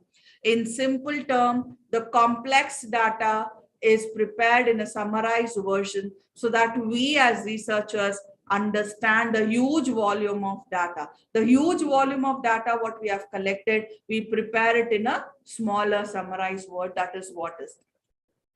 Now, my dear teachers, these are the different steps. 4 important steps we have in data analysis, in quantitative data analysis. The first step is data presentation, my dear teacher. The second one is describing the data, the descriptive statistics. The third one is drawing the inferences, that is in the inferential statistics. Finally, the fourth one, the interpretation of the data. Now, my dear teachers, let us try to understand these 4 different steps, one after the other. So the first step, my dear teachers, data presentation. So in this data presentation, if you see, we have 1, 2, 3, 4, and 5 steps. The first step in data presentation, my dear teachers, is compilation. What is this compilation? Bringing together. I requested Renuka Sagar ma'am earlier when I started this lecture, it was 340 or now I can see 372 participants have already joined this. And I can see there's also a YouTube live streaming going on of this session, isn't it? So I wanted to know the feedback of the lecture, what I have taken. So let us suppose I requested Renuka Sagar ma'am to collect the data of the lecture, what has happened now. So what she will do, she will collect questionnaires from all the 372 participants, probably for more than 200, 300 are watching live, isn't it, now on YouTube. Let us suppose we have reached 500 participants today through this lecture. So 500 participants, she has collected a questionnaire about the feedback. So that is bringing together all the collected data and arranging in a particular order. That is what is the first step, compilation, all about. Then the second step, my dear teachers, is editing. What is this editing? Data that is collected is checked for completeness. Sometimes, you may receive an incomplete questionnaire. The few participants might have not answered all the questionnaire. The questionnaire may be incomplete. There may be omissions, errors. Sometimes it may not be legible. They may not be consistent. The answers may not be consistent. So all these things, remove, eliminate all those incomplete questions, incomplete questionnaires, whatever you have. First is collect all the data from all the 500 participants who are listening to today's lecture. The second one is editing, remove all those incomplete questionnaires who have not answered it properly. The third one is coding. Coding is nothing but assigning numbers or symbols. It may be 1, 2, 3, 4 or A, B, C, and D, or it may be symbols also. For example, let us suppose today out of 500 teachers who are there in this, participating in this particular lecture through the Zoom meet, out of which let us suppose 300 are female and 200 are male. What I can do, male, I can give them a number, a code as 1, and female code as 2. So this is what is coding is all about. It need not be 1 and 2. It can be M and F also. It can be a number or it can be a symbol. That is what is coding is all about. Once you have coded, the fourth step is you have to divide it into homogeneous. My dear teachers, it is homogeneous groups for further analysis on the basis of common characteristics. So you have to divide the group, maybe few may be from sciences, few may be from arts, few may be from social sciences, or only if they are from commerce and management, divide between how many commerce and how many management. Your classification may be based on gender, based on income, based on education qualification, based on the different questions you have asked in your questionnaire or your interview or observation, whatever it is. So this is what is classification all about. The last step is tabulation. Tabulation is nothing but preparing a table, isn't it? Male, female, 300 male, 200 female, a total column 500. So the first step, my dear teachers, data presentation, 5 steps in it: compilation, editing, coding, classification, and tabulation. On the whole, 4 steps, isn't it? Now, why tabulation? These are the reasons why we should have tabulation. It's already 11:50. I think I should. I'll move a little bit fast in my PPT so that I cover a few important points. I'll not explain this tabulation because I think we all know what a tabulation is, but this thing I think I should focus on, because many a times when thesis comes for evaluation for us, or when we see research articles also, when students come with a rough draft of the articles, whenever you prepare a table, my dear teachers, see this, you have all these 7 points in it. The table should always have a title. It should have a subheading and a caption. The size of the column should be correct. The arrangement of the items in the rows and columns should be chronological or alphabet. There should be some scheme. The total should be present. The demarcation of the column should be there. And also, my dear teachers, there should also be always be a footnote. The source from which the table is taken. Sometimes it may be from a primary data where you can write compiled by the researcher, or primary data collected, or it may be from a secondary data. The source from which you have collected the data should always be acknowledged. Never forget, my dear teachers, to acknowledge the table, what you have taken from some other source. Then the second step, my dear teacher, the first step was presentation of data, isn't it? The second step, my dear teachers, is describing the data, that is descriptive statistics. Descriptive statistics is nothing but you cover the whole, it describes about the whole population. Let us suppose now I can see 373 participants who are there in this Zoom meeting. I asked Renuka Sagar ma'am to collect the feedback of all the 373. It is descriptive statistics. She tells, overall, madam, they have given you 3 rating out of 5 rating for the lecture what you have given. So overall, the 373 participants have given me on an average 3 rating for the lecture what I have delivered now today in this faculty development program. So that is what is descriptive statistics. It describes the whole population. It describes the whole population. It tells on an average out of this 373, average I got 3 rating out of 5 points or 5 scale or whatever you can tell. So this is what is descriptive statistics, my dear teachers, which describes the data. It refers to the discipline that quantitatively describes. And normally for descriptive statistics, my dear teachers, we use central tendencies like mean, medium, and mode.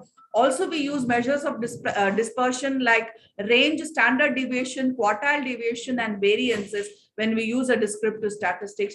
And also the data, whatever we have compiled, is shown through a graphical tool such as charts, tables, or graphs. Charts. This is what is descriptive statistics is all about, where you collected data from the whole population and you use central tendency and measures of dispersion also through graphs, tables, and charts. This is how we describe that is what a descriptive statistics is all about. Like I can give you another example of descriptive statistics. If you see, I've kept a picture of RRR. And normally, whenever we want to go to a movie, we see the IMDb rating, isn't it? This IMDb rating, do they ask all of them who have watched the movie? They give, isn't a 9 rating, 10 rating, 5 rating, or 4 rating, or whatever according to the movie. So this is what is when we are going for the IMDb rating, we do not collect from the whole population. It is just a sample from which we collect. So descriptive statistics doesn't talk about, for example, if I'm talking about descriptive statistics, I collect the data from all the 344 participants who are there. If I ask Renuka Sagar ma'am, why 344, collect from 50 participants and tell me what is the rating. So that becomes inferential statistics. So when the whole population is covered, it becomes descriptive statistics. So these IMDb is the opposite of descriptive statistics, where you collect the data from a small sample, and based on the small sample, you give them a rating in the Internet Movie Database, 5, 6, 7, or 8, or 9, or 10. Now, this is what these are the ratios, what you can call, these are the statistical tools, my dear teachers, what you can use for the descriptive statistics. Like when you want to know the individuals who have checked each answer, frequency, who have answered, percentages, average score, mean, middle value, median, the range, compare one group to another, cross tabulation, report changes pre and post, change the score. If you want to know the response, which varies from degree of response, which varies from the mean, we use standard deviation. Now, the third one, first one was presentation of data, my dear teacher. Second one was descriptive statistics. The third one is inferential statistics, that is drawing the inferences of data. Drawing the inferences of data is, you do not cover the whole population. Like the example of RRR movie, what I have shown you. Like crores and crores of people all over the world might have watched the RRR movie, but you cannot ask each and everyone. The IMDb doesn't ask each and everyone as to what the lecture was all about, how the movie was all about, isn't it? You took a small sample and out of which you have collected a data. That is what is called as inferential statistics. For example, the COVID vaccine, let us take the example of COVID vaccine. When the vaccine was invented 2 years back or 1.5 years back, all of them, isn't it? They said it has 95% accuracy, isn't it? 95% efficacy, 95% effectiveness or accuracy. They have tested on a sample of 40,000 students, 40,000 people, based on which they have drawn a conclusion, isn't it? So this is what is called as inferential statistics, where it is not possible for us to collect the data. Like if I want to know how did you like my lecture, the 375 participants who are there, if I collect the data from all the 375, it becomes descriptive statistics from the whole population. If I collect out of 375, I take a sample of 75, then it becomes inferential. That is, you're drawing inferences from the sample what you have collected, and the sample, whatever it has told, isn't it? The sample of 40 said, okay, the vaccine is good, it works for COVID. So that is what is called as inferential statistic. That is, you draw conclusions about the population when it is when it is not possible excuse me, to carry each and every member of the universe. So because it is all about probability, isn't it? It's inferential statistics is all about determining the probability of properties of the population on the basis of the properties of the sample. Isn't it? I only ask 75 people as to how my lecture is. Based on that, I decide how the 375 population like my lecture or not. So that is all about it. The inferential statistics is mainly based on probability theory, and the major inferential statistics, what we normally use is analysis of variance ANOVA, the chi-square test, the student's t-distribution, regression analysis, etc. And the fourth step, my dear teachers, is interpretation of the data. You have collected the data, you have used appropriate statistical tools, you have tabulated, you have prepared table. Finally, the table, whatever you have prepared, you have to interpret That is, you have to give meaning to the data, whatever you have collected, because numbers do not speak for themselves. Numbers have meanings, as I've been telling you, but numbers do not speak for themselves. For example, if you see the PPT, what I have said, 55 youth reported to change or 25% of population rate, etc., etc. If you see what is that, you do not understand anything, isn't it? So you have to give meaning to the numbers. You have to see that the numbers are interpreted. That is what is the fourth step, interpretation.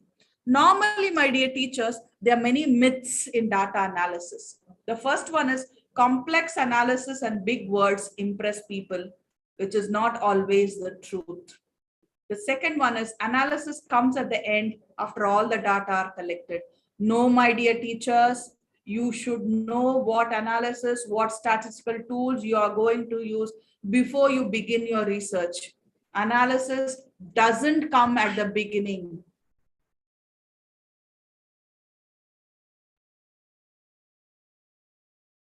Come at the end, it comes at the beginning.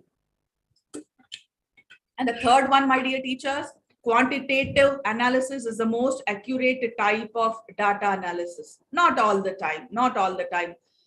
Most of the time we feel numbers are more accurate than words. Not all the time. Only the quality of the data analysis is important. The fourth one is data collected on its own does not have any meaning. Yes, data must be interpreted. As I said, numbers do not speak, data must be interpreted. The fifth myth is declaring the limitations of the analysis weakens the research study. Not at all, my dear teachers. You have to be honest and responsible. You have to acknowledge what your limitations are. The last one is computer analysis is always easier and better. Not all the time. Sometimes it depends upon the data what we have collected. For sometimes for small sets of information, the hand tabulation, what we have learned in your in statistics 1, 2, 3, 4, and 5, even that small hand tabulation is also more effective. It's not always computers should be used. It depends upon the data what you are. It depends upon the data what you have collected and the research what you are doing.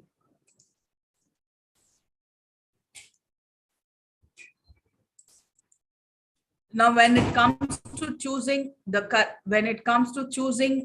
statistical test, my dear teachers, the test should be chosen not at the end, but at the beginning of the research, not at the end.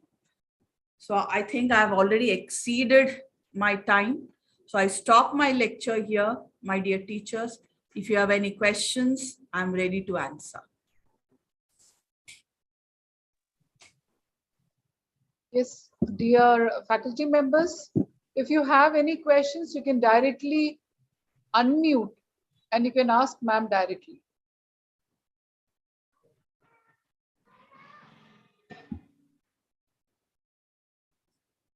Dear faculty members, once again I repeat, you can directly ask madam questions if you have any.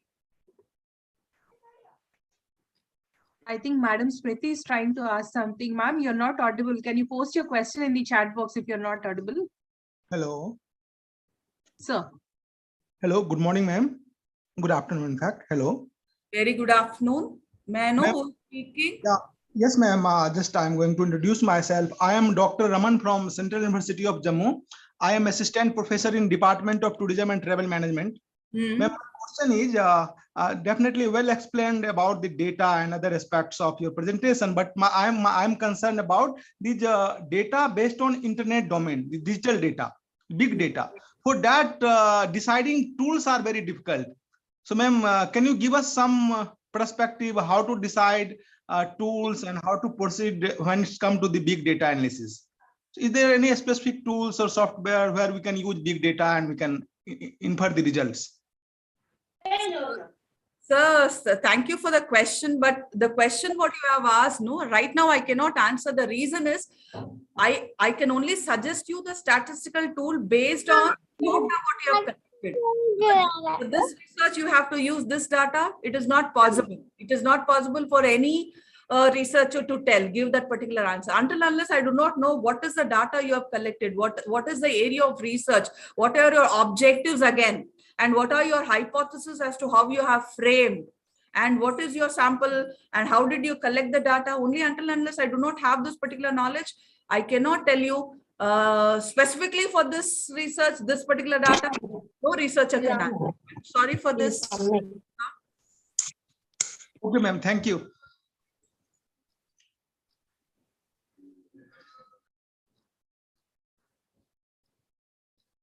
Can we have the next question?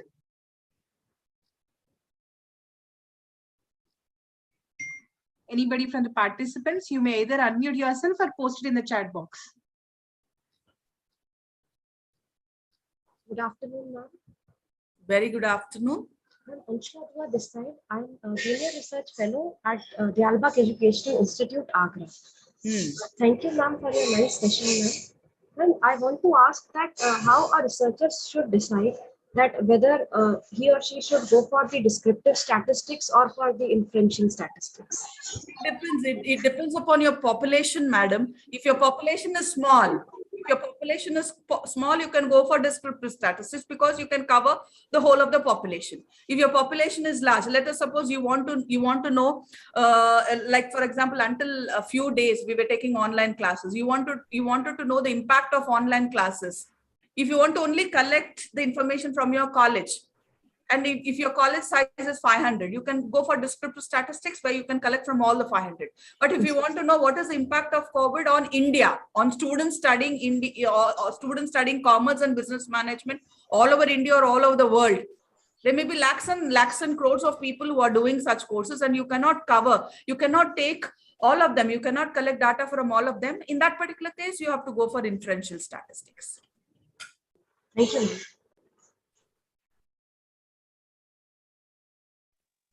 Good afternoon, ma'am. Am I audible? Yes, very good afternoon. Yes, yeah.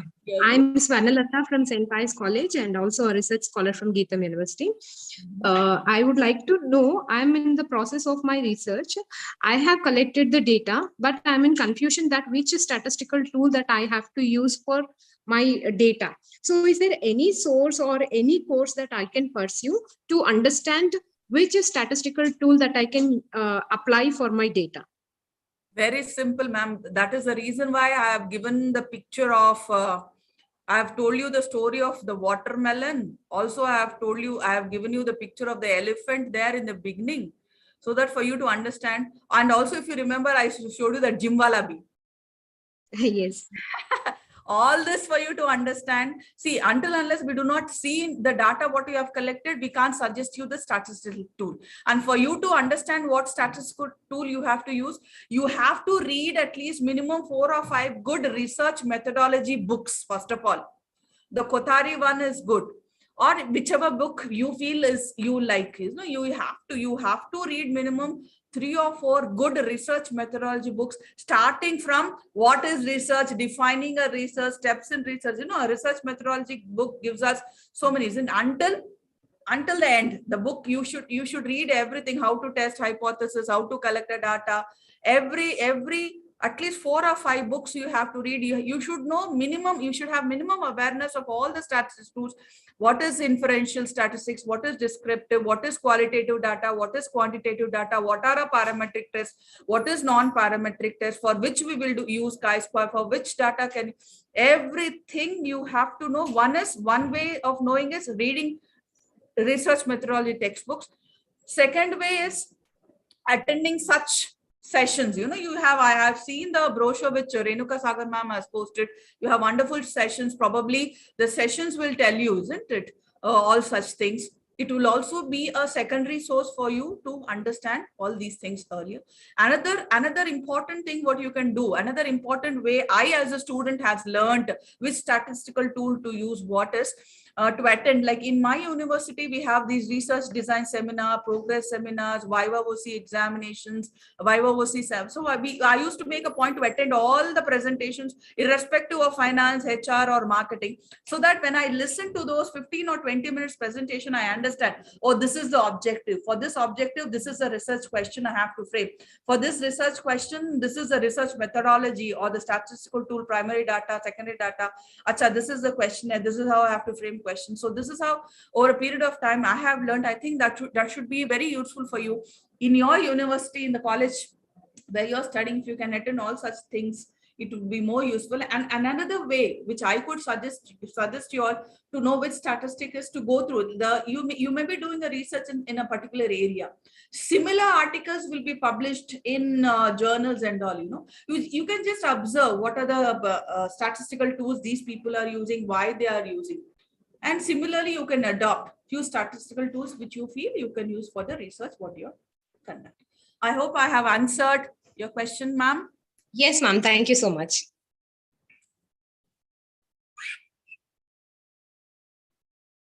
Ma'am, there's a question in the chat box by Dr. Veena Kandukuri. I think I've answered Dr. Veena's question also earlier. Inferences is through samples and descriptive is for the whole population. Yes, and there's one more question from Divya Dung. Madam, do we denote the statistics such as mean and median differently for descriptive or inferential statistics? For descriptive statistics, we use mean and median, ma'am. For inferential, we do not use mean and median because we draw inferences out of a population, so that doesn't work out.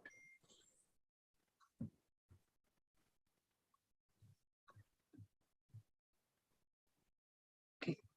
Any more questions from the participants?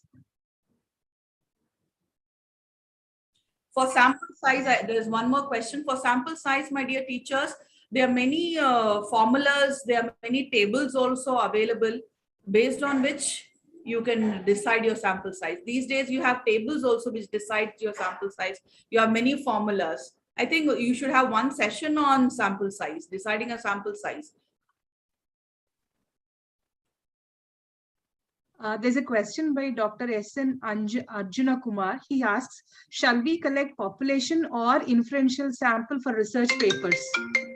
This question is already answered, ma'am. Or one teacher has already. It depends upon your population. If your population is small, you can go for differential. If your population is huge, as I told you, if you want to know the impact of online classes, do students like online classes or not?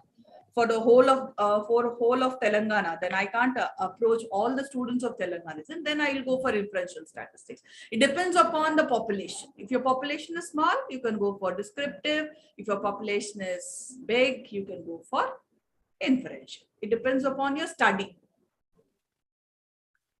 Thank you, ma'am. There are a few more questions in the chat box. There's one question where somebody is asking, what about sample size in case of scientometric analysis? Again, ma'am, as I said, sample size, the word looks very small, but you need to have one session on sample size. Because these days, like when I was a researcher, we used to just select samples just based on 300, 400 or 500. But now we don't go by selecting sample just by numbers as it comes to our mind. There are many formulas, there are many tables, isn't it? It depends upon the study what you're undertaking, based on which you have to decide a formula or decide a table, based on which you will select the sample size. Probably, I do not know whether a session is there on sample size. I request Renuka ma'am to arrange a specific session. You can have a 1 hour session on deciding a sample size. It's that big at it. The topics, it is written in one sentence, the answer goes long. Again, Mr. Ravi Shankar is asking how research is different in case of science when compared to commerce.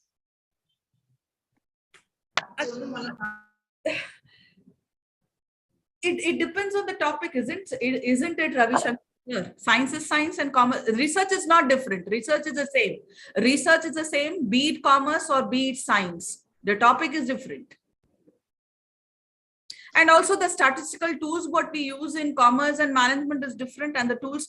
But what I have observed is over a period of time taking such research methodology classes, even in sciences, the statistical tools, what we use most of the time, they also use in social sciences, in arts, commerce, and in sciences also. But the method of doing research varies. Like we collect a questionnaire, we do interview, but they have instruments, isn't it? But the methodology is the same. Research methodology is the same, but the way we do research varies from science and commerce. And another question I can see is how to declare limitations, ma'am. again, this limitation, see, these are all vague questions, I feel, because I just can't tell you how do you decide a limitation. It depends upon the study what you are undertaking. Let us suppose, let us take the same example of impact of COVID. The COVID has impacted all over the world. If I'm just studying impact of COVID in Nizam College, so that is one big limitation, isn't it? I'm covering a very small population. Also, the Taro Yamini, as I said, isn't it, ma'am? There's another question. The sample size, it depends upon your topic. The topic what you have decided and the objectives what you have framed will finalize the formula or the table what you use to decide your sample size. If I calculate mean, median, then if it is descriptive, that is already answered. Answered, yes, ma'am. Then I have question. There's a question. Preparation of a question also probably should be a 1 hour session separately, isn't it? I don't think I can answer within 1 or 2 minutes. I think you have a session on preparing a question, if I'm not wrong, in the session. Yes. Any other questions, my dear teachers? Because all the questions are wonderful questions, but the thing is, no, the moment I start explaining a questionnaire, it will take at least half an hour for me to tell minimum things about how to frame a questionnaire. But one thing I can tell over here is, whenever you're preparing a question, in one sentence, if I had to answer this question, how to prepare a questionnaire, in one sentence I can tell you is, prepare your questionnaire based on your objectives. Just check 1, 2, 3. How many objectives you have? Let us suppose you have 4 objectives. So objective number 1, write questions. 2, write questions. 3, write questions. 4, write questions. That is the easiest and the simplest way of preparing a questionnaire based on an objective, so that you cover everything. You don't miss on anything. Keeping aside the demographic profile. Age, gender, name, education, qualification, and all. Keeping aside that, this is the best way of preparing a questionnaire.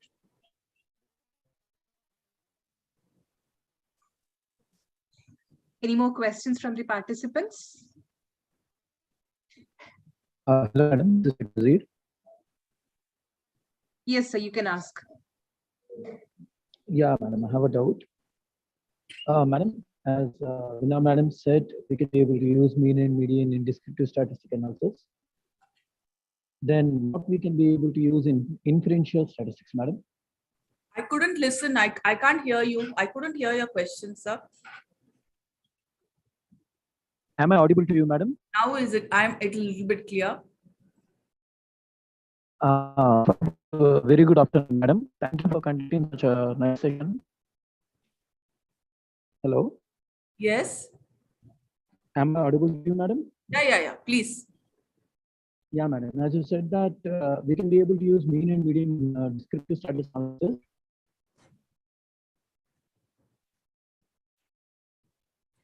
Hello. Couldn't hear you, sir. Sorry. So your voice is not clear. Yeah, Can you post your question in the chat box, sir, if you don't mind? Yeah. I'll post the question in chat, madam. Thank you. Thank you, sir. Thank you, sir. Any more questions from the other participants?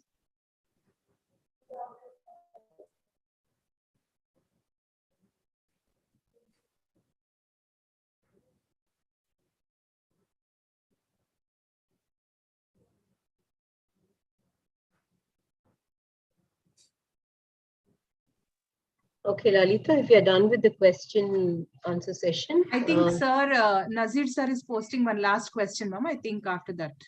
Okay.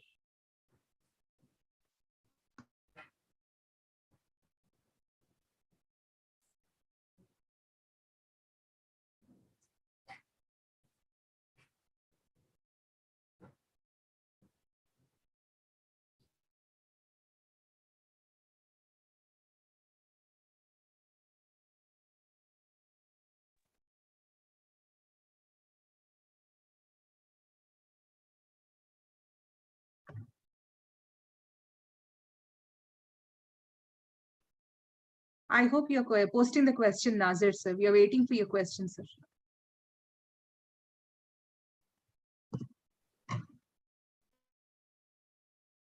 Lalita, I think we can continue instead of giving a pause. Yes, ma'am. Bindu ma'am, I think you can continue, ma'am. Okay. After listening to Dr. C.V. Ranjani ma'am's session, I think most of the participants, including us, probably we have overcome certain mental blocks relating to understanding what type of data and how analysis should be started for a qualitative research. Thank you so much, ma'am. I invite Mrs. P. Vasavi Lata, Assistant Professor, Department of Business Management, to propose the vote of thanks. A very good afternoon to everyone. Ma'am, hope I'm audible, ma'am. Yeah, you are. Yeah, continue. Thank you, ma'am. Thank you. It has been such an honor to be a part of this wonderful event. On behalf of the Department of Business Management, RBBRR Women's College, it's my privilege to propose a vote of thanks and acknowledge the contribution of those who have really worked hard to make this happen.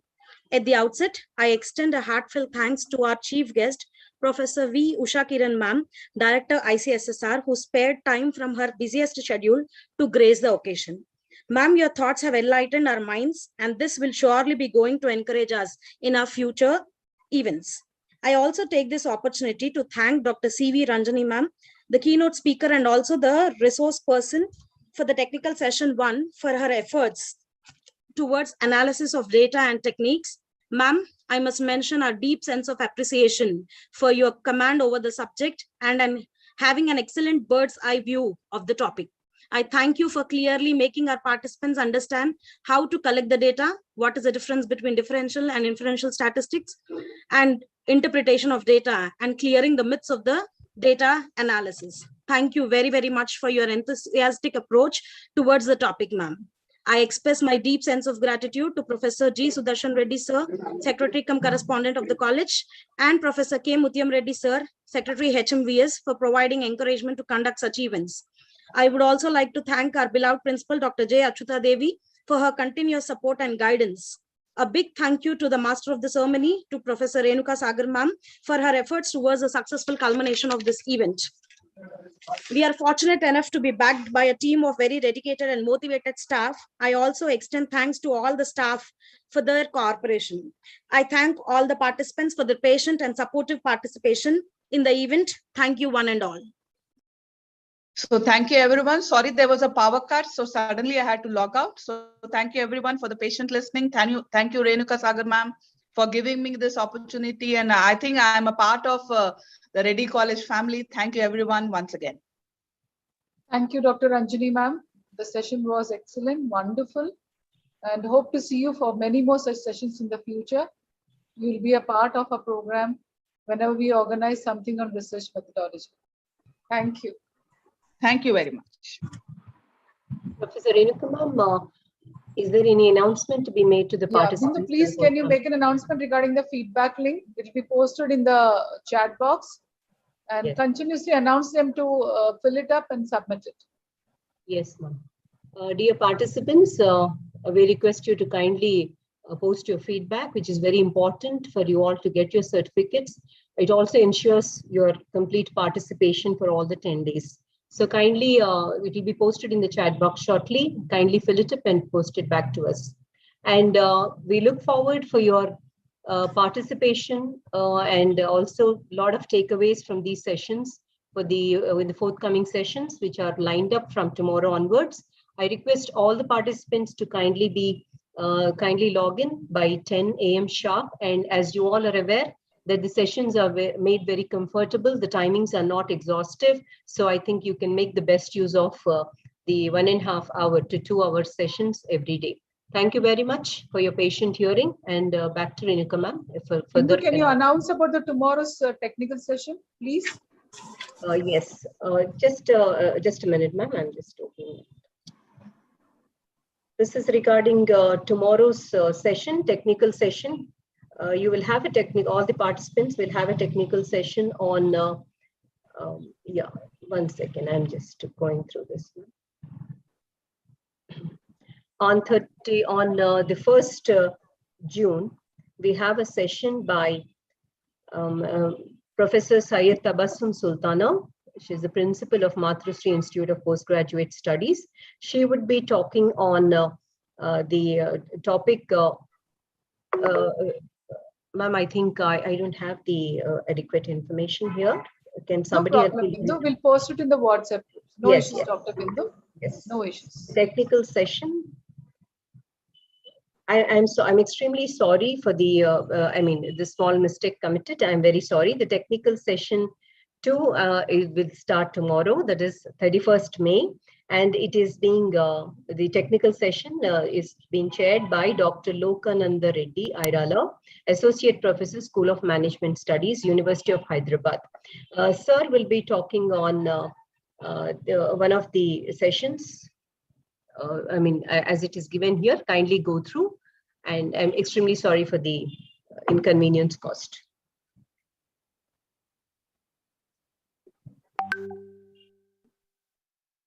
Ma'am, over to you regarding any further announcements. Thank you, Dr. Bindu. Thank you so much. Dear faculty members, we already have posted the feedback link in the chat box. We would keep the meeting on for a couple of minutes. Your feedback is very important for us. See to it that you complete the feedback and submit, because your attendance matters for you to get a participation certificate. Thank you.